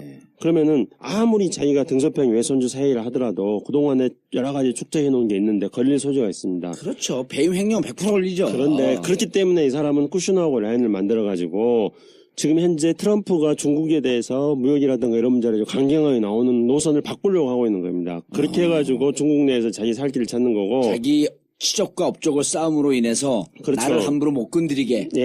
그러면서 이제 또 쿠슈너 같은 경우는 이쪽이 이제 부동산이라든가 국제적인 어떤 금융기관들을 다 사들이는 그런 큰 손이기 때문에 여기하고 손잡고 자기 비즈니스를 하려고 하는 거예요, 또. 쿠슈너 쪽도 지금 뉴욕에 있는 많은 건물들 관련된 그 현재 지금 사업을 하고 있는 사람이니까. 그러니까 대통령직을 이용한 또 자기 사업을 하고 있는 거네. 그렇기 때문에. 국정농단 세력들이네, 얘들도. 그래서 이 사람들이 바로, 뭐, 한국판, 미국판 최순실이나 예. 정윤회가 될 수 있는 소지도 있고요. 그러네. 이게 바로 트럼프가 탄핵으로 갈 수 있는 소지도 있는 겁니다. 왜냐하면 현재 미국 의회 내에서 물론 소수파이긴 합니다만 예. 의회에서 트럼프 탄핵을 추진하려고 하는 세력이 있습니다. 근데 저는 트럼프 탄핵이 만약에 몇 년 후에 현실화됐을 때는 그 불씨가 두 가지가 있을 거라고 생각합니다. 쿠시노하고 예, 이방카도 또 사업을 해요? 예, 사업을 하고 있기 때문에요. 그리고 트럼프 자신도 사업을 하고 있습니다. 그러니까 트럼프가 지금 아들한테 넘겼지만 예. 사실 대리 사업을 하고 있죠. 예. 그래서 이제 이렇게 트럼프와 트럼프의 딸 사이가 하고 있는 사업과 관련된 문제가 하나가 있을 것입니다. 이런 거네. 예를 들어 박원순 시장이 의류 제작을 하다가 느닷없이 시장이 돼. 이방카가 의류 사업을 하고 있었습니다. 그래요? 그래갖고 전 공무원들에게 자기 회사 옷을 일단 입히게. 그 다음에 백화점에 우리 물건을 다 놓고. 그러니까 서울시장직도 직이지만 서울시장직을 이용한 옷 장사를 하는 거야. 이방카가 옷 사업을 해요? 옷 사업을 합니다. 그래서 이방카의 옷을 네. 또 저기 해주잖아요. 홍보해주잖아요. 그러니까 노드스트롬이라는 그 미국의 유명한 그 백화점에서 이방카 옷을 빼버렸어요. 그랬더니 왜 뺐냐고 또 항의를 해가지고 소송 걸리게 생겨 있어요, 지금 현재. 예. 아니, 제가 근데 어떻게 의류회사를 찍었지? 그러니까. 진짜 촉 끝내주는. 그러니까. 그래서 지금 현재 미국의 의류회사들은 네. 이방카가 자기 아버지 백으로 일종의 불공정 경쟁을 하고 있다. 그렇게 지금 소송을 하려고 하고 있습니다. 이방카 있고 쿠시노 있고. 예. 그 다음에 또. 두 번째가. 그 첫 번째, 두 번째 이제 아까 김정은 교수님이 슬쩍 지나가는 이야기를 했습니다만 러시아 커넥션입니다. 계속 스파이 도청했냐. 예. 근데 그건 제가 좀 설명을 드릴게요. 예. 그거는 지금 굉장히 크게 이제 거의 워터게이트하고 비슷한데요. 이 코메이라는 그 FBI 국장이 있습니다. 그 사람이 사실상 트럼프의 등장에 1등 공신입니다. 그렇죠. 거의 뭐 개국 공신급인데 왜냐하면 그 지지율이 차이가 많이 났을 때 10일 전에 대선 10일 전에 그 이메일 스캔들 재수사하겠다고 힐러리 클린턴 해가지고 완전히 난리가 났고 그때 10% 이상 격차를 줄였어요. 그런데 이 사람이 하고 나니까 오히려 이 미국이 그런 의미에서 정부는 국가의 안보와 정권의 안보를 구별한 거죠. 그리고 근데 이게 이제 그 플린이 아까 말했던 플린도 러시아 대통령으로 잘렸잖아요. 뭐냐면 이 사람이 미리 만나가지고 우리가 지금 칠러 정책을 할 거고 대러 경제 제재, 우크라이나 침공한 것 때문에 크림 전쟁 때문에 그걸 풀고 경제 제재를 풀겠다는 약속을 거의 해준 걸로 지금 소문이 난 거거든요. 근데 그거를 이제 사임을 했지 않습니까? 근데 이게 더 커진 거예요. 뭐냐면 두 가지입니다. 하나는 그 민주당의 그 중앙위원회, 전국위원회에 이메일을 해킹을 해가지고 러시아가 이건 거의 확실하고요. 그럼 두 번째는 뭐냐면 아까 말한 것처럼 플린이나 이 고위 인사들이 러시아 그 대사하고 만나가지고 얘기를 합니다. 그게 다 드러난 건데 지금 코미가 이 청문회에 나와가지고 뭐라 그랬느냐 하면 근데 이걸 물타기를 했어요. 또 이 트럼프가 오바마가 오히려 나를 도청했다. 그렇죠. 그렇게 했었죠. 물타기를 했는데 나와서 딱 이렇게 얘기해줍니다. 근거 없다 그 소리. 오바마가 도청한다는 근거 없다. 그러니까 허빈 FBI 국장이 그렇게 말한 거죠. 얘기를 하고 그 다음에 그 의혹 러시아 내통설은 공식 수사하고 있다고 얘기했어요. 아니 저기를 트럼프를 도와줬다 왜 느닷없이 그래요? 그러니까 이 사람은 그게 정권의 안보가 아니라 국가의 안보. 진정한 국가의 안보를 하는 아주 감동적인 순간이죠, 이거는. 그러니까 이 코메이. 코메이라고 하는데, COMEY입니다. COMEY, 코미라고 하는 사람이, 자, 힐러리 클린턴을 수사하겠다라고 하면서 결국은 결정적으로 트럼프가 들어오는데 견인차 역할을 해줬는데, 막상 들어와 보니까 러시아하고 내통이 돼 있는 것 같아? 그럼 이건 우리나라가 거죠. 이건 아니지. 아닌 거죠. 진정한 의미에서의 정보국장이죠. 근데 이게 더 재밌는 거는 이 정도로 영화네, 영화. FBI가 공식 수사한다는 말은요. 의혹을 그거는 물증이 있다는 얘기입니다. 이미 잡아놓고 수사도 어느 정도 됐고 너네 이제 딱 걸렸어. 확실히 캠프에 누군가는 확실히 내통을 했고요. 문제는 이게 러시아하고 내통을 했고. 그런데 이게 트럼프까지 가느냐가 관건입니다. 트럼프가 알고 있었다면 이거는 탄핵 사건이 될 수 있는 거죠. 그래서 사람들이 이게 워터게이트하고 유사하다는 거고 워터게이트가 사실 사임하기까지 2년 6개월이 걸렸잖아요. 2년하고 몇 개월이 걸렸는데요. 그게 계속 뭐냐면 처음에 그 도청보다 왜냐하면 도청 안 했다라고 하고 거짓말 부인을 한 거 아니에요? 계속 거짓말을 하고 뭐냐면 음. CIA를 동원해가지고 FBI를 그때 못하게 지금 압력을 넣었거든요. 지금도 측근들이 FBI한테 압력을 준 걸 이번에 코미가 압력에도 불구하고 청문회장에서 그렇게 얘기를 해버린 거죠. 코미가 일종의 이석수 감찰관이에요. 맞네요. 그러면 이석수 감찰관이 수사하겠다고 하니까 CIA가 누구냐 우병우야 하고 있네 막 하지 마. 그리고 이석수를 잘라버린 거야. 그렇죠. 그런데 이석수가 무슨 얘기야 나는 시민단체 운동하고 난 안 잘려 나 자르지 말고 난 끝까지 수사하겠어 라고 버티고 있는 거지. 그래서 청문회장에 누가 나왔냐면 NSA라는 것이 나와 있어요. 예. National Security Agency라고 예. 해가지고 우리나라는 사실 CIA하고 FBI만 알려졌지만 진짜 이 능력은요 탐지 정보 능력은 NSA가 가장 강합니다. 어허. 여기에서 같이 나와서 청문회장에 나왔다는 것은 뭘 의미하느냐? 증거 있다. 증거 있다. 이야. 그렇기 때문에 이 점이 그러니까 그 트럼프와 이방카와 쿠슈너의 비즈니스 문제, 그 다음에 트럼프 정부와 러시아와의 어떤 커넥션 문제, 선거운동 와중에서 예. 커넥션을 갖고 내통을 하면서 네. 트럼프의 선거운동을 도왔을. 예, 예. 이 두 가지 때문에 이제 대관입니다. 이게 이제 탄핵이 불씨가 된다는 거죠. 예. 그래서 제가 불뚝 이런 생각이 들었어요. 일본도 지금 아베가 그 오사카의 초등학교 토지 14%로 저가로 매입하는 그런 문제에 아베가 개입한 것 때문에 지금 일본에서 난리가 났거든요. 근데 진짜 우리나라 대단하다. 이제 탄핵의 세계화네. 제 말씀 그래서요. 탄핵이 세계화예요. 한국이 선구자인데요. 예. 그런데 왜냐면 60여 개 국가에서 네. 우리나라 탄핵 자료 보내달라 그런데요. 세계사적인 이게 사료니까. 그럼요. 자랑할 만한 예. 얘기예요. 그래서 이제 제가 지금 곰곰이 생각해봤어요. 네. 오늘 여기서 하려고 생각했던 결정적인 이야기 뭐냐면요. 아베하고 예. 그 다음에 트럼프하고 예. 봉도사님이 거래를 하십시오. 원래 지난번에 우리가 트럼프 이야기 할 때도 내가 특사로 하려고 그랬지. 그렇지. 그러니까 트럼프 같은 기질을 가지고 있는 사람을 가장 잘 다룰 수 있는 사람이 봉도사님이지 예. 않습니까? 그러면 트럼프는 또 거래 잘한다 그러니까 거래를 해가지고요. 야, 탄핵을 막을 방법을 알겠죠. 그렇죠. 그리고 남북 관계 투명. 대신에 그 대신 일단 사드 가져가고. 북미수교. 그렇지, 야, 북미수교. 내가 너한테 평화협정 체결. 예, 내가 너한테 탄핵 나는 한국에서 탄핵을 하는데 내가 결정적 역할을 했던 사람인데 그래서 내가 잘한다. 대신에 나는 탄핵 막는 방법도 안다. 예. 그걸 내가 가르쳐 줄 테니까 북미수교하고 평화협정 해라. 이렇게 해서 딜을 하는 겁니다. 딱 오면서 그러고 트럼프하고 빠이빠이 하면서 공항에서 약 10분 정도 코미를 딱 만나는 거야. 탄핵을 시킬 수 있는 방법. 야, 아니 그런데 이제 그럼 북한이요. 북한은 어떤 입장이에요? 북한은 패를 안 깠죠. 트럼프한테. 북한은 지금까지 했던 패를 깐 두 집단이 있잖아. 아베는 패를 다 깠어. 뭐 일자리 얼마 만들겠다고 막 큰 소리 쳐줬고. 70몇만 개를 만든 한국도 처음부터 벌거숭이고. 아니, 그러니까 한국은 카드 국방부 갔어요. 장관, 외교부 장관이 다 깐 거 아니에요. 환경까지 깠고, 환경 마지막 깔 거 있는데 가발 벗어야 되는. 그러니까 이제 트럼프는 자신이 미치광이 전술을 쓰고 있기 때문에 예. 저 김정은이 저게 지금 현재 미치광이 전술을 쓰고 있는 건지 아니면 진짜로 미친놈인지 잘 모르겠다. 지금 트럼프가 계속 그 생각 헷갈리고 있는 거예요.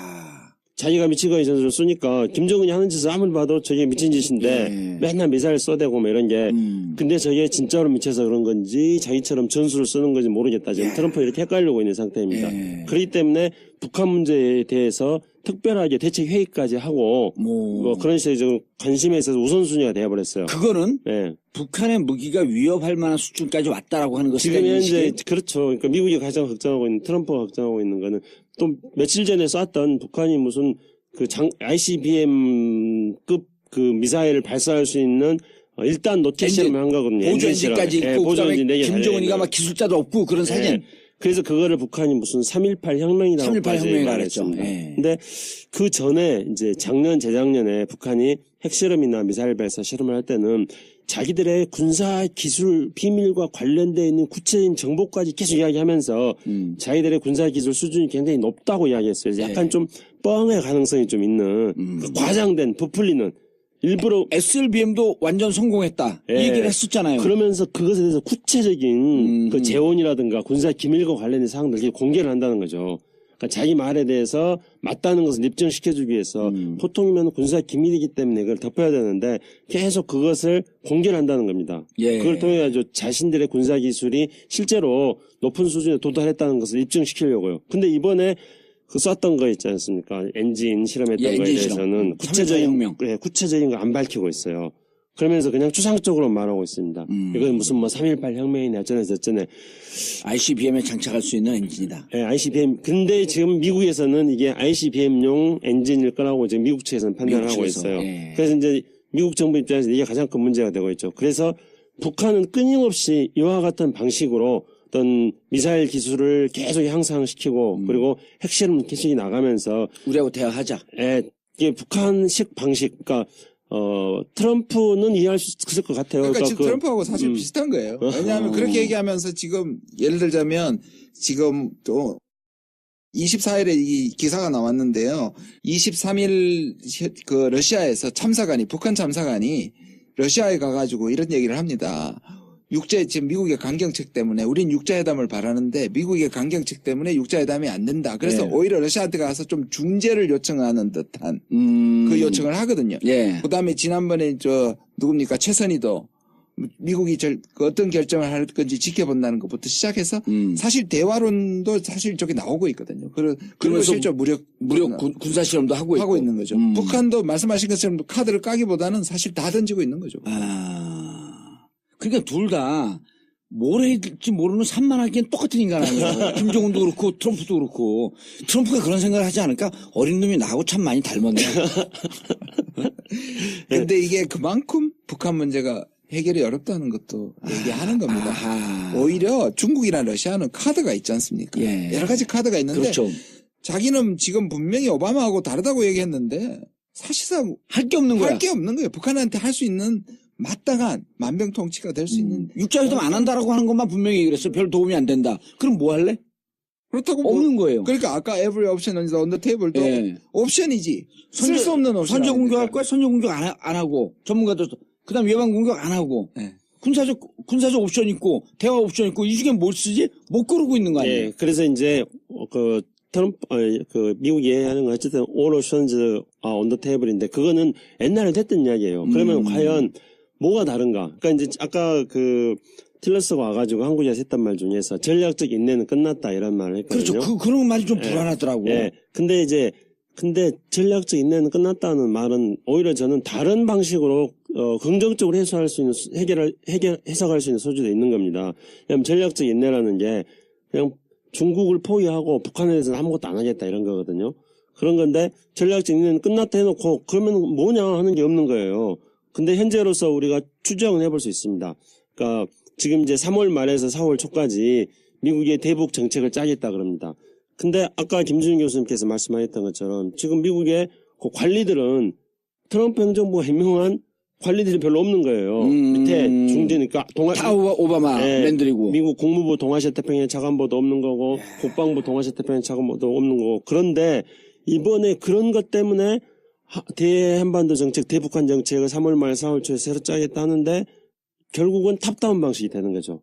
그러니까 전통적으로 미국의 한반도 정책은 미국 대통령의 주요한 우선순위였지 않았습니다. 그런데 지금 실무자들도 없고 그런데 북한이 자꾸 사고치니까 뭔가 시진핑하고 만났을 때 북한 문제를 가지고 거래를 해야 되는데 그래서 급해진 거예요. 그래서 이제 바텀업 방식으로 해가지고 실무진에서 탑다운이 바텀업 방식이에요. 지금 이제 전통적으로는 바텀업 방식으로 해왔는데 실무자들이 임명이 안 된 상태에서 탑다운 방식 위에서 결정해서 내리꽂는. 지금 그래서 현재 트럼프에게 북한 문제가 또 관심 우선순위가 되었기 때문에 탑다운 방식으로 가가지고 3월 말 4월 초쯤에 적어도 미중 정상회담이 하는 그 즈음에는 트럼프 행정부가 우리가 지금 뭔 줄 모른다 그랬는데 뭔가가 좀 잡힐 것 같아요. 근데 뭔가 잡혔다는 게 대충 짐작을 할 수 있습니다. 짐작해보세요. 첫째, 북한에 대해서 더 강력한 군사적 수단을 사용하겠다. 그렇게 하는 거예요. 근데 할 게 없잖아요. 그러니까 말을 그렇게 한다는 거죠. 말로 세게 하고, 그리고 한미 군사훈련 세게 하는 거예요. 그렇게 하고, 그 다음에 이제, 전략 핵무기 배치, 이거는. 그런 것도 왔다 갔다 하겠다. 그리고, 대신에 또, 외교적으로 북한에 대해서 온갖 제재라든가 압박을 하겠다. 세컨더리 그것도 중국에 대해서 그렇게 하겠다. 예. 그리고 또 경제적으로도 북한이 원하면 또 경제적인 다른 수단도 준비하겠다. 경제적 거래도 할 수 있다. 뭐 예. 이런 식으로. 그러니까 모든 것들을 더 세게 하겠다. 군사적으로 더 세게 하고 외교적으로도 세게 하고 경제적으로 경제적으로 거래하겠다라고 하면 세게 또 하고. 풀겠다는 거 아니에요? 그러니까요. 그게 바로 올 옵션즈입니다. 아, 그러니까 이런 식으로 그러니까 이제 아무것도 잡히는 게 없네. 네. 뭐에서 독까지 다 쓰겠다는 거예요. 그리고 또 뭐가 있냐면요. 예. 좀 성가신 거예요. 저는 트럼프가 여전히 옛날보다 관심이 많은데 북한이 예. 이거를 딱히 내가 해결할 것 같지도 않고 이 사람 촉이 있지 않습니까? 북한 문제는 쉽게 해결 안 되니까 이거는 좋은 투자처가 아닌 거예요. 근데 사람들은 전부 다 중요하다 그러지 쟤는 사고치지. 또 오바마는 2번이나 만나가 네가 진짜 해결해야 될 거는 또 오바마가 그 훈수까지 뒀거든요. 그 훈수 덮고 하는 게 기분 나쁘잖아요. 예. 그러니까 저는 여전히 아직 이 사람은 정해진 게 없다. 자, 내가 지난번에 진짜 얘기했듯이 짜증난다. 트럼프 특사로 딱 가갖고, Hey, 미스터 트럼프, let's make money in North Korea. 그렇지. 북한 가서 돈 벌자. 그러니까 이 사람은 뭘 하냐면 누군가 좀 대강 해결해서 갖다 주면 좋겠는 거예요. 내가 갖다 주면 되지. 우리가. 그러니까. 돈 벌자.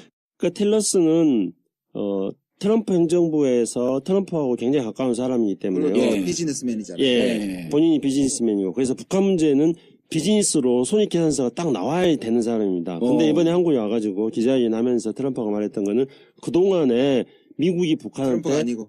틸러슨이 와가지고 네. 미국이 북한한테 13억 5천만 불을 투자를 했다. 13억 5천만 불. 1조 5천억. 예. 1조 5천억. 예. 그렇게 투자를 했는데 결과가 뭐냐.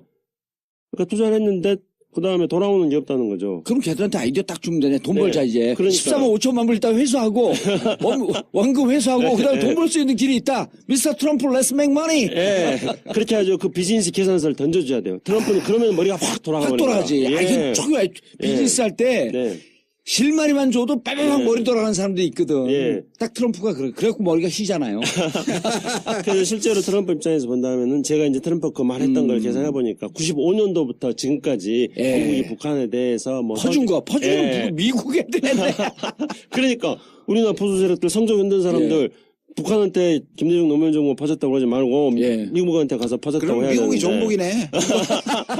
그러니까 그게 한국이 되든 중국이 되든 해결해서 반가공 좀 될 만한 거 갖다 주면 하겠는데 지가 처음부터 하려니까 짜증이 나는 거예요. 야, 80%나 90% 정도 중간재 생산하고 난 다음에 나사 몇 개만 끼우면 될 수 있게끔 좀 입에 떠먹인 줄 알아. 나 귀찮아 죽겠다. 네.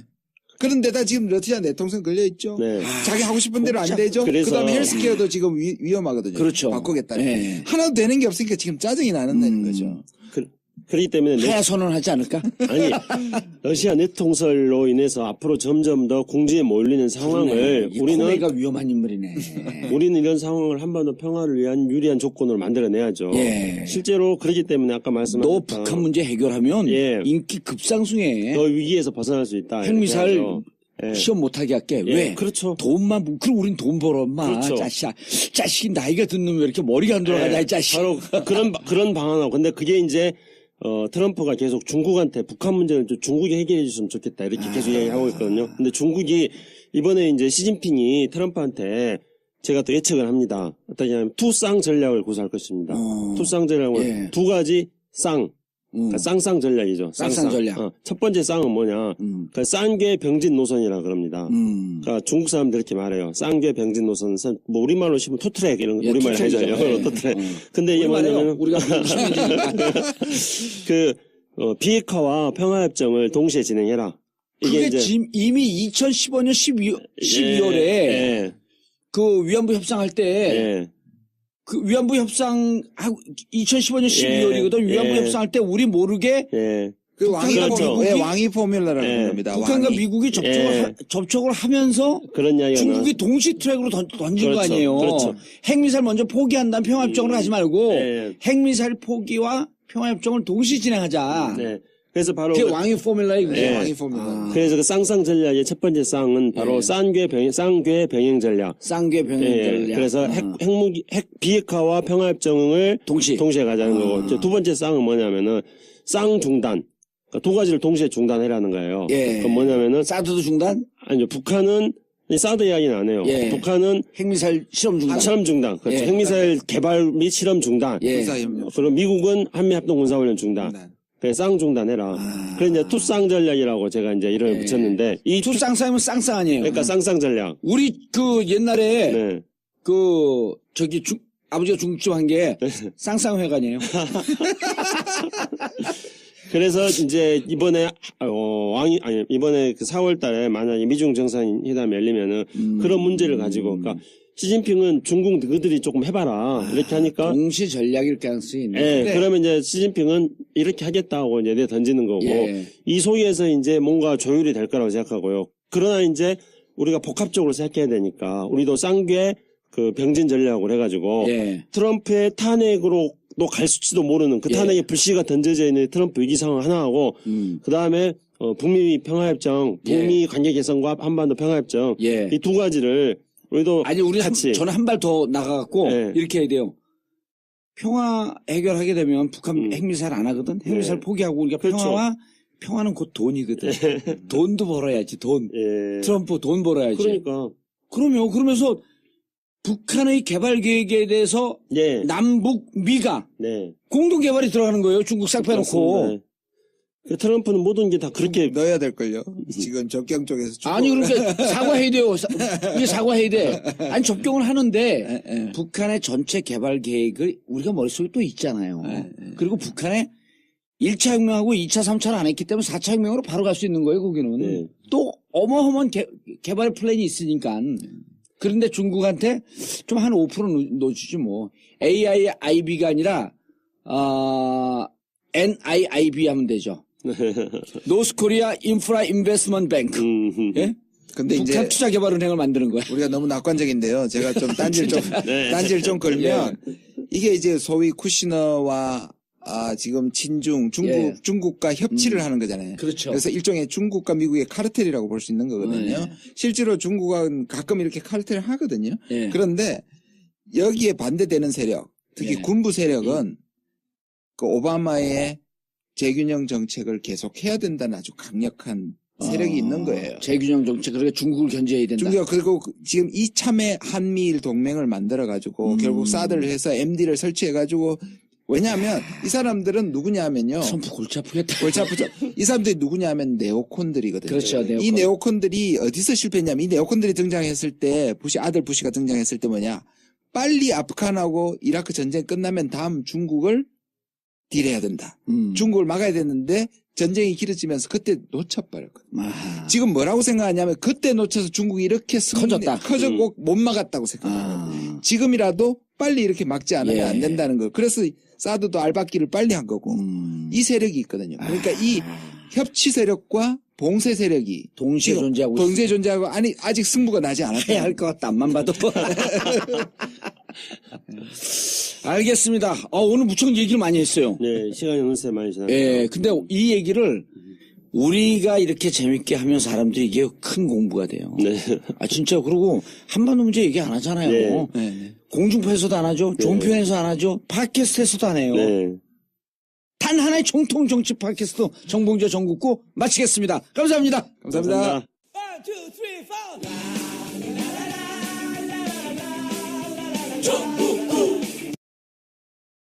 또 살짝 용변만 때리고 오면 북한이 가만히 있나요? 그러니까요. 그러니까 이거는 우리가 전쟁을 거는 겁니다. 그런 거죠. 그리고 이거는 굉장히 북한은 1000발 있는 미사일을 1000발이나 되는 미사일을 다 날릴 가능성이 있는 거죠.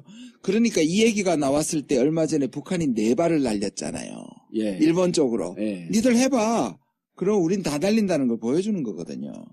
그런데 이거는 뭐하고 또 연결이 되어 있느냐 하면 한 말씀만 더 드리면 뭐냐면 박근혜와 이명박 박근혜가 강경론 한 게 맞았다는 것을 얘기하는 겁니다. 그럼 이 국내 지금 대선을 앞두고 보수파들이 그동안의 대북 정책 안보 논리가 틀리지 않았다. 북한 저기는 때려야 된다. 미국도 우리하고 동조한다. 필요하다면 저렇게 계속 까불면 때린다. 지금 이거를 하고 있는 국내 정치적 목적도 있는 것이죠. 근데 재밌는 거는 근데 예방 공격의 가능성도 있어요?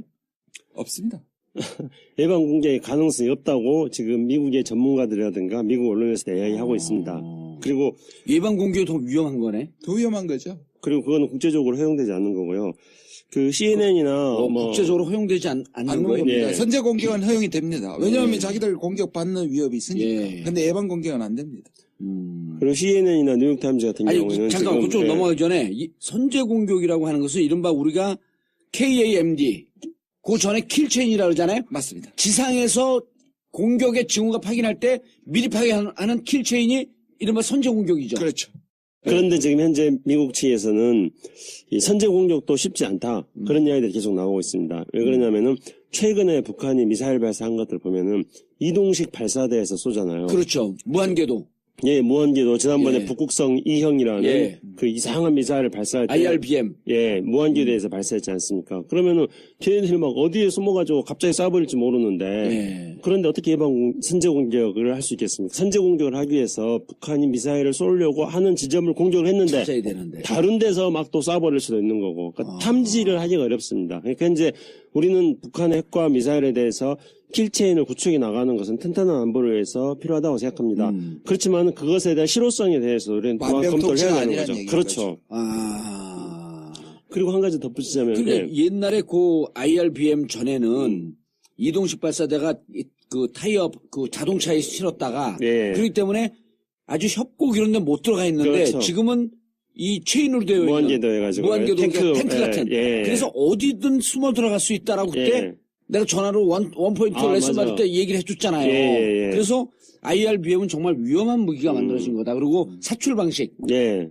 IRBM 예. 뿅하고 올라가가지고 뿅하고 올라갔고 예. 거기서 다시 점화가 되는 거예요. SLBM을 육지에서 적용시킨 똑같은 거죠. 예. 그렇게 되면 이제 넓은 면적을 필요로 하지 않습니다. 그러니까 SLBM처럼 보통 미사일이 발사될 때는 발사대가 있어가지고 예. 발사대에서 바로 점화가 돼가지고 하늘로 올라갑니다. 올라가는 게 아니고 예. 근데 그렇게 발사대에서 바로 점화가 되면은 화염이 바닥에 넓게 퍼지잖아요. 예. 그런데 지난번에 북극성 2형은 SLBM처럼 바닥에서 발사대에서 공중으로 한번 뿅 올라온 다음에 예. 사출이라 그럽니다.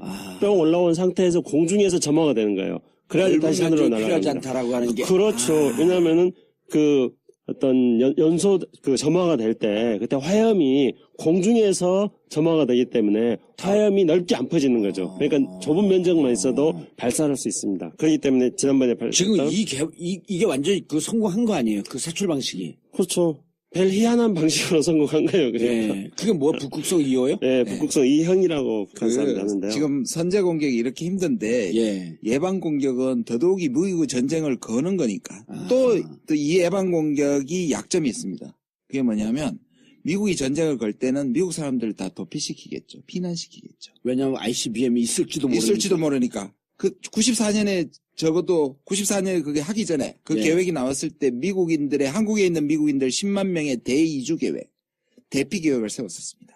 그 말은 뭐냐면 예방 공격을 하기 전에 왁자지껄 움직이는 걸 북한이 모르겠습니까? 수십만 명을 데리고 가는데 그러면 북한은 더더욱이 숨길 것이고 그 전쟁은 전면전과 복보호복전이 된단 말이에요. 그러니까 미국이 예방 공격할 수가 없습니다. 부분적으로 예를 들어 영변처럼 아주 한 지역만 딱 공격하는 이런 것으로 미국은 상상하고 싶겠지만 예. 그 전에 자기 자국민들을 이 남한 땅에 있는 자국민들을 대피시키고 미국에서 또 대피하고 그러면 그렇게 호들갑을 떨면 북한에서 요것들 봐라 전쟁하자네. 네, 그럼요. 그리고 미리 쏠 수 있기 때문에 네. 네. 그리고 이제 지난 2월 10일 날 를 미국은 통일이 없으니까 예. 외교 안보를 완전히 장악하고 있다고 보여집니다. 그리고 내통설 때문에 친러 정책을 못하지 않습니까? 이참에 매티스가 다시 트럼프가 자기들과는 다른 전략을 하지 않게 지금 못 받기, 알받기 하고 있는 겁니다. 그러니까 군부가 입김이 세지고요. 예. 사실 국방장관이 국무장관이나 안보보좌관보다는 외교안보 정책에 영향력이 작았는데 하위 개념일 거 아니에요. 하위 개념이죠. 중요한 사람이긴 예. 하지만 그러나 이번에 굉장히 특이하게 군부의 입김이 또 트럼프가 군부를 좋아하지 않습니까? 이럴 수도 있고 저럴 수 있다 하는 사람 되게 싫어하고 말하면 행동에 옮기는 사람들. 사람 좋아하는데 일하는 사람들. 예. 그런데 외교 정책에 있어서 트럼프가 어디로 튈지 모르니까 오히려 매티스는 트럼프를 의식해서 지금 상당히 군부의 입김을 가지고 하고요. 그 반영이 뭐냐면 물론 트럼프도 국방비를 많이 늘리는데 이번에 국방비를 거의 9%, 10%를 늘렸습니다. 그 느린 게 얼마냐면 540억 불이에요. 그럼 몇 조예요? 우리나라 한 따지면? 60조 되죠. 와. 느린 게 9% 느린 게 60조인데요. 예. 우리나라 예산의 15%네. 근데 국무부 예산이 얼마인지 아세요? 390억밖에 안 됩니다. 올린 것보다 국무부 예산이 더 적어요. 그리고 지금 약 한 700조 예. 정도 되는데요. 그런 점에서 지금 메티스가 거의 뭔가 통제하는 700조쯤 되는 거예요. 전체 예산이요. 전체 예산이? 예. 어디 전체 예산이? 미국 국방 예산이 세계 국방 1위인데 예산 예. 700조? 예. 미 국방 예산이 6,150억 불입니다. 6,150억 불. 네. 미 국방 예산. 그럼 6,150억 불 하면은 우리 돈으로 약 한 700조. 650조 환율 좀 내리면 650조에서 700조 정도 되겠네요. 700조. 그리고 그럼 우리나라 예산이 400조니까 거의 2배 가까이 1.5배는 넘어버리네. 예, 미국의 국방 예산이 훨씬 우리 정부 예산보다 더 많았습니다. 아, 예. 중국은 어느 정도? 1조 위안을 돌파를 했습니다. 그러면 우리 환율로 치면 한 170조, 160에서 170조. 그렇죠. 165, 170 이렇게 배니까. 4분의 1 정도 되죠. 어허, 미국에. 그럼 170조로 해도 야, 4배가 넘네. 네. 5, 7, 35. 한 5배, 4.5배, 4.5배 이렇게 되네. 그렇게 많이 쓰면 미국이 돈이 어디 있어요? 그래도 미국이 전 세계를 그러니까 예. 야. 전 세계 1위인 거죠. 예. 중국 애들은 더 쓰고 싶겠네, 이거 보면은. 근데 이번에는 중국이 계속 두 자리 숫자를 한 20년 동안 하다가 예. 작년하고 올해는 한 자리 숫자의 증가율은 한 자리 숫자로 내려왔는데 미국은 이번에 상당히 많이 올린 겁니다. 9%. 예.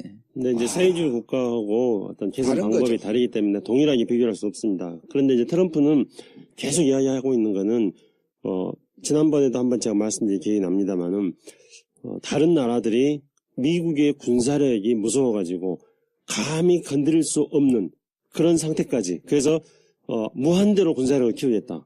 그래서 미국 스스로도 이 군사력이 너무 커가지고 사용하면은 대형 사고가 날 수 있으니까 차마 사용할 수 없을 정도로 군사력을 키우겠다. 이렇게 지금 트럼프가 이야기하고 있습니다. 그래서 이번에 트럼프 정부에서 예산을 올렸는데 바로 이제 김지훈 교수님 말씀하신 것처럼 국방 예산만 대폭 줄이고 그 국무부 예산은 또 대폭 줄였거든요. 국방 예산은 대폭 늘리고 국방 예산은 대폭 늘리고 국무부 예산은 줄이고요. 그러니까 국무부는 우리나라 따지면 외교부란 말이에요. 예. 그러니까 예를 들면은 뭐 지금 한국에 뭐 첨단 무기다 그래가지고 미국의 전략 자산들 뭐 예. B1, B2 뭐 이런 것들이 막 오지 않습니까? 항공모함도 오고 칼빈슨 뭐 항공모함도 오고 그러면은 이제 뭐 B1, B2 비교를 하자면은 예. 국방부 예산에서 B1, B2에서 꼬리 떼고 날개 떼면은 뭐 국무부 예산 된다 이렇게 자조적인 말을 할 그런 정도로 국방부 예산이 훨씬 더 많이 씁니다. 그건 우리나라도 마찬가지입니다. 국방부 예산에서 F-15기에서 꼬리 떼고 날개 떼면은 통일부 예산 됩니다. F-15기 한 대에서. 외교부 예산, 그러니까 국무부 예산은 어느 정도라 그랬어요, 아까? 국무부 예산은 지금 390억. 그러면은 20분의 1이 되는 거네요. 390억이면. 그렇죠. 그렇죠. 뭐 그렇죠. 20분의 1보다는 한 15분의 1 정도. 그렇죠. 야, 이번에 9% 올린 게 진짜 국무부 예산이네. 국무 예산을 훨씬 넘죠. 540억 불을 늘렸으니까 예. 전체 예산보다 증가분이 더 많은 거죠. 근데 한 가지는 짚고 넘어가야 된다. 뭐냐 하면 미국은 3월에 이렇게 대통령이 던지면 10월에 가서 결정이 되고 그 사이에 엄청나게 의회와 힘겨루기를 해가지고 이게 자, 한반도 주변 문제. 요즘 만나는 사람들마다 저 방송 뛰느라고 바쁘잖아요. 근데 본인 전쟁 나는 거 아니에요? 나도 이제 국제 외교 안보 이런 데 신경을 못 쓰다 보니까 방송에서 그런 얘기를 안 하려고 그래요. 그럼 일단 청취율 시청률이 떨어져. 정치 얘기만 딜해야 돼. 그래 감옥 가냐 안 가냐. 네. 근데 그걸 무척 많이 물어봐요. PD들도. 근데 신기한 게 뭔지 아세요? 예. 그런 얘기를 하고 기자들도 하고 사실상 한국에서 얘기하는 게 다른 나라보다 훨씬 더 전쟁이 날 것처럼 얘기하는데 예. 실제로 그 얘기를 하면서 전쟁에 대해서 걱정은 별로 안 해요. 신기하지 않아요? 옛날 같으면 뭐 라면도 사고 할 텐데 그러네. 분명히 심각한 얘기는 더 많이 하는데 별로 준비를 안 해요. 예. 그런데 뭐 선제 공격, 선제 타격, 전쟁 나요 안 나요? 안 납니다. 김 박사님은? 안 납니다. 우리 봉도사님은 이렇게 단정적으로 예측하는 걸 좋아하시잖아요. 그럼요. 안 납니다. 아이, 그럼 날지도 모르고 날 때라서 그건 한만 전문용어로 아우 근데 하지 말라 그래요. 아니 남들한테는 그렇게 확정적으로 예측을 하는 것들을 주문하시면서 예. 지난번에 어떤 팟캐스트 들으니까요. 예. 뭐 선거에서 누가 이기냐 하니까 봉도사님이 남들한테는 확실히 말해 해놓고 자기는 표 많이 얻은 사람이 이겨 그렇게 얼마나 말씀하시던데. 정확해.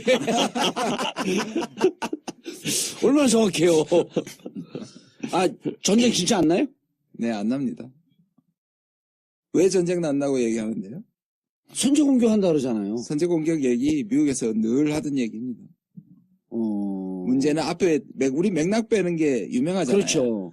만약에 모든 옵션이 좌절된다면 그럼 가야죠. 그게 항상 붙어 두 가지예요. 모든 옵션은 테이블 위에 있다는 거 항상 하는 거고 그 다음에 그 중에 모든 옵션을 써보고 다 소진되면 다 그 다음에 좌절된다면. 전쟁은 그럼요. 그 얘기는 원칙론의 수준에 불과한 거예요. 야, 우리가 옛날에 외국 간다 그럴 때 조중동기 보솔론이 외국 간다 그럴 때 그때 어느 학자가 이런 얘기를 하더라고요. 성경에도 이런 얘기가 있다는 거예요. 어리석은 자들은 하나님이 없다고들 한다. 그렇죠. 네. 어리석은 자들은 하나님이 없다고들 한다. 네. 그 거두절미하는 거예요. 네. 성경에 봐라. 하나님은 없다. 앞들 딱 자르고 하나님 없다. 이렇게 나와 있지 않냐. 이게 외국의 전형적인 예라면서 누가 한번 얘기를 해줬는데 모든 옵션이 다 소진되고 다 좌절됐을 경우에 선제 공격한다. 물론 여기서 하나 우리가 이제 해야 되는 분위기는 뭐냐면 지금 기싸움이 치열하게 일어나고 있잖아요. 미중 간에도 기싸움이고 예. 한미 간에도 사실상 기싸움이에요. 왜냐하면 정권이 바뀌지 않습니까? 그리고 미국도 정권이 바뀌었지 않습니까? 심지어 장관들만 지금 뽑아놨지 트럼프가 그 밑에 사람들을 안 뽑아놨지 않습니까? 그래요? 지금 원래 우리나라 그런 거 잘 몰라요, 우리도. 지금 원래가 다 가도록 차관이나 국장급을 뽑을 수 있을지는 모르겠어요. 사실상 우리가 아는 몇몇 사람들 빼놓고는 실무를 담당할 사람들은 전부 오바마 때 사람들입니다. 그대로 있는 거예요? 그대로 있는 거예요. 그러니까 이 사람들과의 또 기싸움과 트럼프의 기싸움이 있단 말이에요. 그러다 보니까 또 트럼프는 오바마 때 사람들하고 또 오바마하고 자기를 비교하잖아요. 그래서 예. 오바마가 훌륭하다. 오바마가 했던 건 안 하겠다. 자기가 받은 거는 메스다.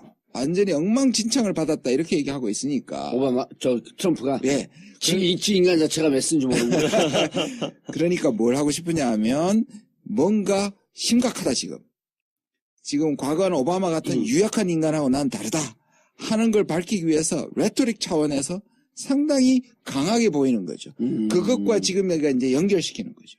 그리고 또 미중도 지금 기싸움하고 있고 그 다음에 한미도 기싸움하는데 왜냐하면 한국에서 정권이 바뀔 가능성이 매우 높으니까 미국은 여기서 뭔가 단단하게 자기들이 아주 강하게 보이려고 하고 있는 것이 보이는 거죠. 예. 해마다 봄이 되면은 한반도에서는 전쟁의 맞아요. 분위기가 무르익는다고 떠드는 사람들이 많이 생깁니다. 해마다 독수리 훈련, 봄이 키 되면. 리졸브 훈련. 네. 그리고 독수리 훈련, 키 리졸브 훈련을 왜 3, 4월 달에 하는가? 그는 미국은 우리나라하고 회견연도가 다릅니다. 그래서 10월 달부터 회견연도가 시작되거든요. 예. 그러면 이제 2월, 3월 달부터는 미국 내에서 국방 예산을 확정하기 위한 하원에서 예산을 다루니까 하원에서 청문회 같은 것들이 많이 진행됩니다. 그래서 항상 한번 생각해 보세요. 우리 3, 4월 달에, 2, 3월 달에 한반도에서 전쟁이 일어난다. 무슨 이렇게 전쟁에 대한 어떤 우려 같은 것들이 없었던 해가 있었는가? 항상 있었습니다. 예. 아베하고 트럼프하고 만나지 않았습니까? 정상회담을 했었는데요. 그런데 아베가 3월 달에 굉장히 재미있는 인터뷰를 했어요. 예. 트럼프하고 만났을 때 트럼프하고 그 북일 관계 개선, 북일 정상회담에 대해서 트럼프하고 협의했고 트럼프도 동의를 했다. 이렇게 이야기했어요. 그래요? 네, 2월 10일 날. 그러면서 그럼 겉으로만 호들갑 떠면서 실질적 관계는 다 개선하고 나가고 있는 맨 오브 디스트럭션 다 던진다니까요. 그렇죠. 그러니까 트럼프는 아베가 그 북일 정상회담 하는 것도 하나의 머릿속으로 자기가 쓸 수 있는 수로서 좀 생각을 하고 있는 거예요. All option is on the table. 그렇죠.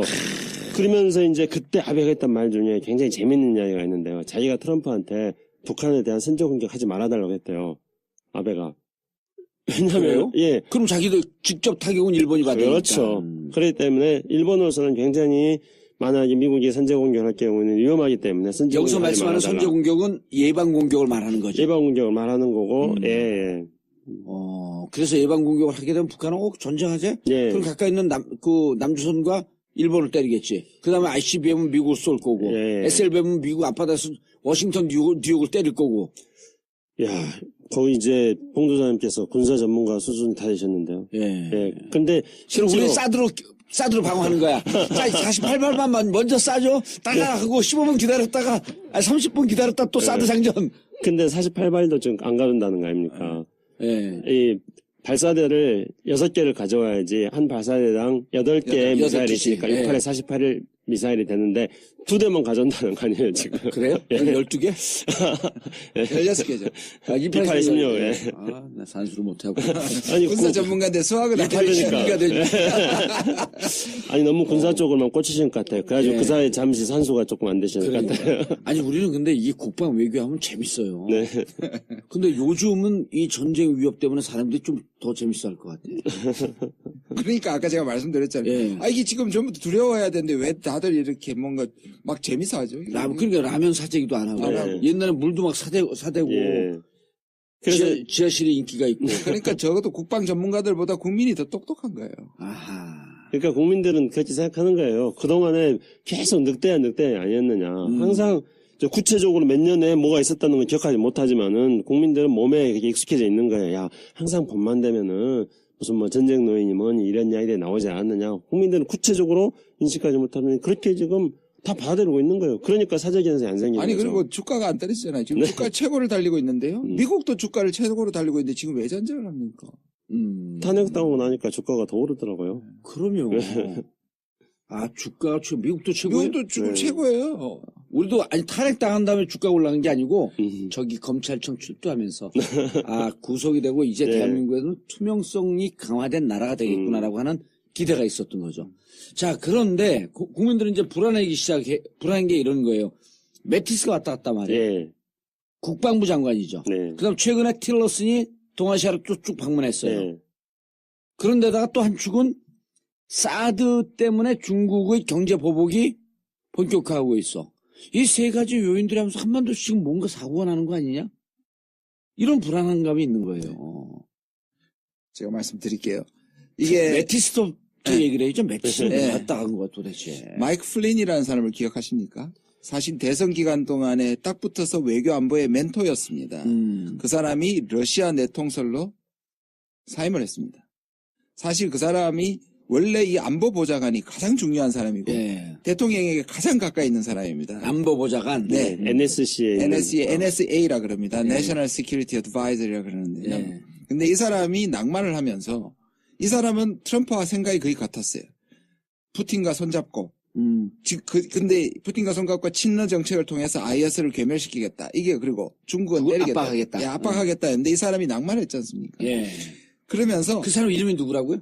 마이클 플린이에요. 플린. 플린. 예. 예. 그런데 그렇게 되자 그동안에 이제 불만이 있었어요. 무슨 불만이냐면 미국의 군부와 관료들은 제일 싫어하는 게 러시아입니다. 군인들이 아직도 러시아가 주적입니다. 오히려 테러 문제 때문에 러시아를 너무 키워줬다고 생각합니다. 지금. 그래서 러시아 싫어요? 예, 러시아에 그렇지, 옛날에 냉전 그럼요. 체제 그리고 지금 핵이라든지 가장 그래도 위협적인 건 러시아라고 생각을 하기 때문에 그래서 이 사람들은 뭐라고 생각하냐면 플린이 낙마한 걸 찬스라고 보는 겁니다. 그래서 매티스와 틸러슨 이런 모든 사람 특히 매티스가 지금 외교안 그런 게 이제 우리가 일반적으로 봐야 될 왜 이 3, 4월 달 왜 한반도에 보면 항상 전쟁과 함께 이야기되는 건가 이걸 좀 봐야 될 배경입니다. 예. 그리고 이제 한 가지만 또 더 말씀드리자면은 지금 김정인 교수님도 말씀하셨습니다만은 선제 공격론 이야기하는 사람들은 미국 내부에서 뭐 싱크탱크라든가 또는 의회에 있는 사람들 중심으로 해서 이야기가 됩니다. 미국이야말로 미국 헌법, 수정헌법 2조에 따라 가지고 표현의 자유가 완벽하게 보장되어 있는 나라 중 하나인데 그 뭐 싱크탱크라든가 의회에 있는 사람들이 북한 저 골치 아프니까 선제 공격하자 이런 말 뭐 얼마든지 자유롭게 할 수 있습니다. 그런데 정작 미국의 이 선제 공격을 할 수 있는 권한을 진 사람들이 선제 공격에 대해서 말한 적 없습니다. 예를 들어서 누가 쥐고 있어요? 뭐 예를 들어서 미국 정부에 있는 사람들 있지 않습니까? 대통령부터 시작해가지고 국방부 장관이라든가 NSC라든가 국무장관이라든가 이런 쪽. 그러니까 아까 이제 김지훈 교수님 말씀한 것처럼 해봐야 그러니까 틸러슨 국무장관이 만약에 북한이 선을 넘으면. 선을 넘으면 미국을 공격하게 되면은 그럼 우리가 그 전에 선제 공격하겠다. 에이, 공격했는데 공격 안 하면 바보지, 그거는. 그렇게 말하는 거예요. 네. 그리고 이제 all option on the table. 모든 all options on the table. 모든 옵션들이 테이블에 있다는 말은 모든 선택지는 다 테이블 위에 예. 있다. 그러면서 미국 사람들 하는 이야기는요. 여기에는 경제적 수단부터 시작해가지고 군사적 수단까지를 테이블에다 다 올려놓은 거다. 대화까지. 그렇죠. 대화까지 포함되는 예. 거예요. 그래서 심지어 어떤 이야기를 하고 있냐면요. 작년에 트럼프가 대통령 선거할 때 김정은하고 햄버거 먹겠다. 그러면서 대화하겠다. 이렇게 말한 적이 있었습니다. 그것도 옵션 중에 하나. 당근이죠. 그것도 옵션이죠. 그리고 군사적으로 선제 공격이라든가 이렇게 강한 이야기가 나오는 것을 트럼프는 즐기고 있습니다. 왜냐면은 우리가 지난번에 김정은 교수님이랑 같이 이 전국구에서 트럼프 당선됐던 시절에 이 방송을 하지 않았습니까? 예. 그때 트럼프의 핵심적인 특징으로 우리가 이야기했던 게 뭐였습니까? 트럼프는 자기 패를 안 까고 그러니까, 예. 그다음에 거래를 하고 상대방이 패를 깔 때까지 기다린다. 예 그리고 또 거래를 하기 위해서 일단은 그 미치광이 광인 행동을 한다고 했지 예. 않습니까? 그러니까 공격을 북한한테 선제 공격한다고 막 떠드는 것들에 대해서 예. 트럼프는 즐기고 있는 거죠. 그렇게 Man of Distraction. 산만한 사람. 네, 제가, 기억하시네. 그럼요. 예. 예. 그렇게 떠들므로써 그게 북한에 대해서 내가 너를 공격할 줄 모른다는 그런 어떤 암시를 줌으로써 북한이 패를 까게. 그렇죠. 그게 있고 그다음에 이게 또 중국에 대해서도 패가 되는 겁니다. 이렇게 떠들므로써 중국 너희들이 북한에 대한 압박을 계속 쓰지 않으면은 우리는 북한을 공격할 수 있다. 이런 식으로 일단은 패를 지금 패가 아니라 포석을 놓고 있는 겁니다. 예. 근데 그렇게 미국에서 포석을 놓는데 한국에서는 또 막 무슨 전쟁 어쩌고 저쩌고 하는 이야기가 나오는 거죠. 아니, 옛날 5.1장 가면요, 장돌뱅이 북치고 장구치고 노래까지 부르는 사람이 막 소란하게 굴잖아요. 그런 네. 사람들이 저게 무슨 잔치 났나? 그럼 모이거든? 네네. 이게 낚은 거예요. 그러면 막 하게 되면 자, 그때 딱 약을 해놓지. 그런 사람들이 북치고 장구치고 그럴 때, 저거 뭐 있나로 주머니를 들썩어 하면서 자기 돈을 꺼내보는 거야. 저 살 물건이 있나 없나. 이렇게 패를 깔 때까지 장돌뱅이는 소란스럽게 분위기를 만들고 있는 중이다. 네, 맞습니다. 청취자들 분들께서는 알고 있는 수도 있는데, 지금 교묘하게 보수 언론이나 한국의 보수파들이 예. 속이고 있는 것이 이 선제 공격과 예방 공격입니다. 선제 공격과 이건 완전히 다른 겁니다. 예. 선제 공격은 말씀하신 것처럼 또는 틸러슨이 얘기한 것처럼 미국의 고위 공직자들이 이런 공개적인 장소에서 반드시 얘기하는 것은 선제 공격입니다. 예. 그러니까 예방 공격이 아닙니다. 이건 뭐냐면 북한이 선을 넘으면 다시 말해서 저쪽에서 공격 징후가 확실할 때 그 직전에 먼저 때리는 거거든요. 이거는 국제법으로도 허용이 됩니다. 그걸 preemptive strike이라고 그럽니다. 예. 그래 이거는 당연히 그리고 전쟁 전황에 유리한 점을 차지하기 위해서 반드시 해야 되는 거고요.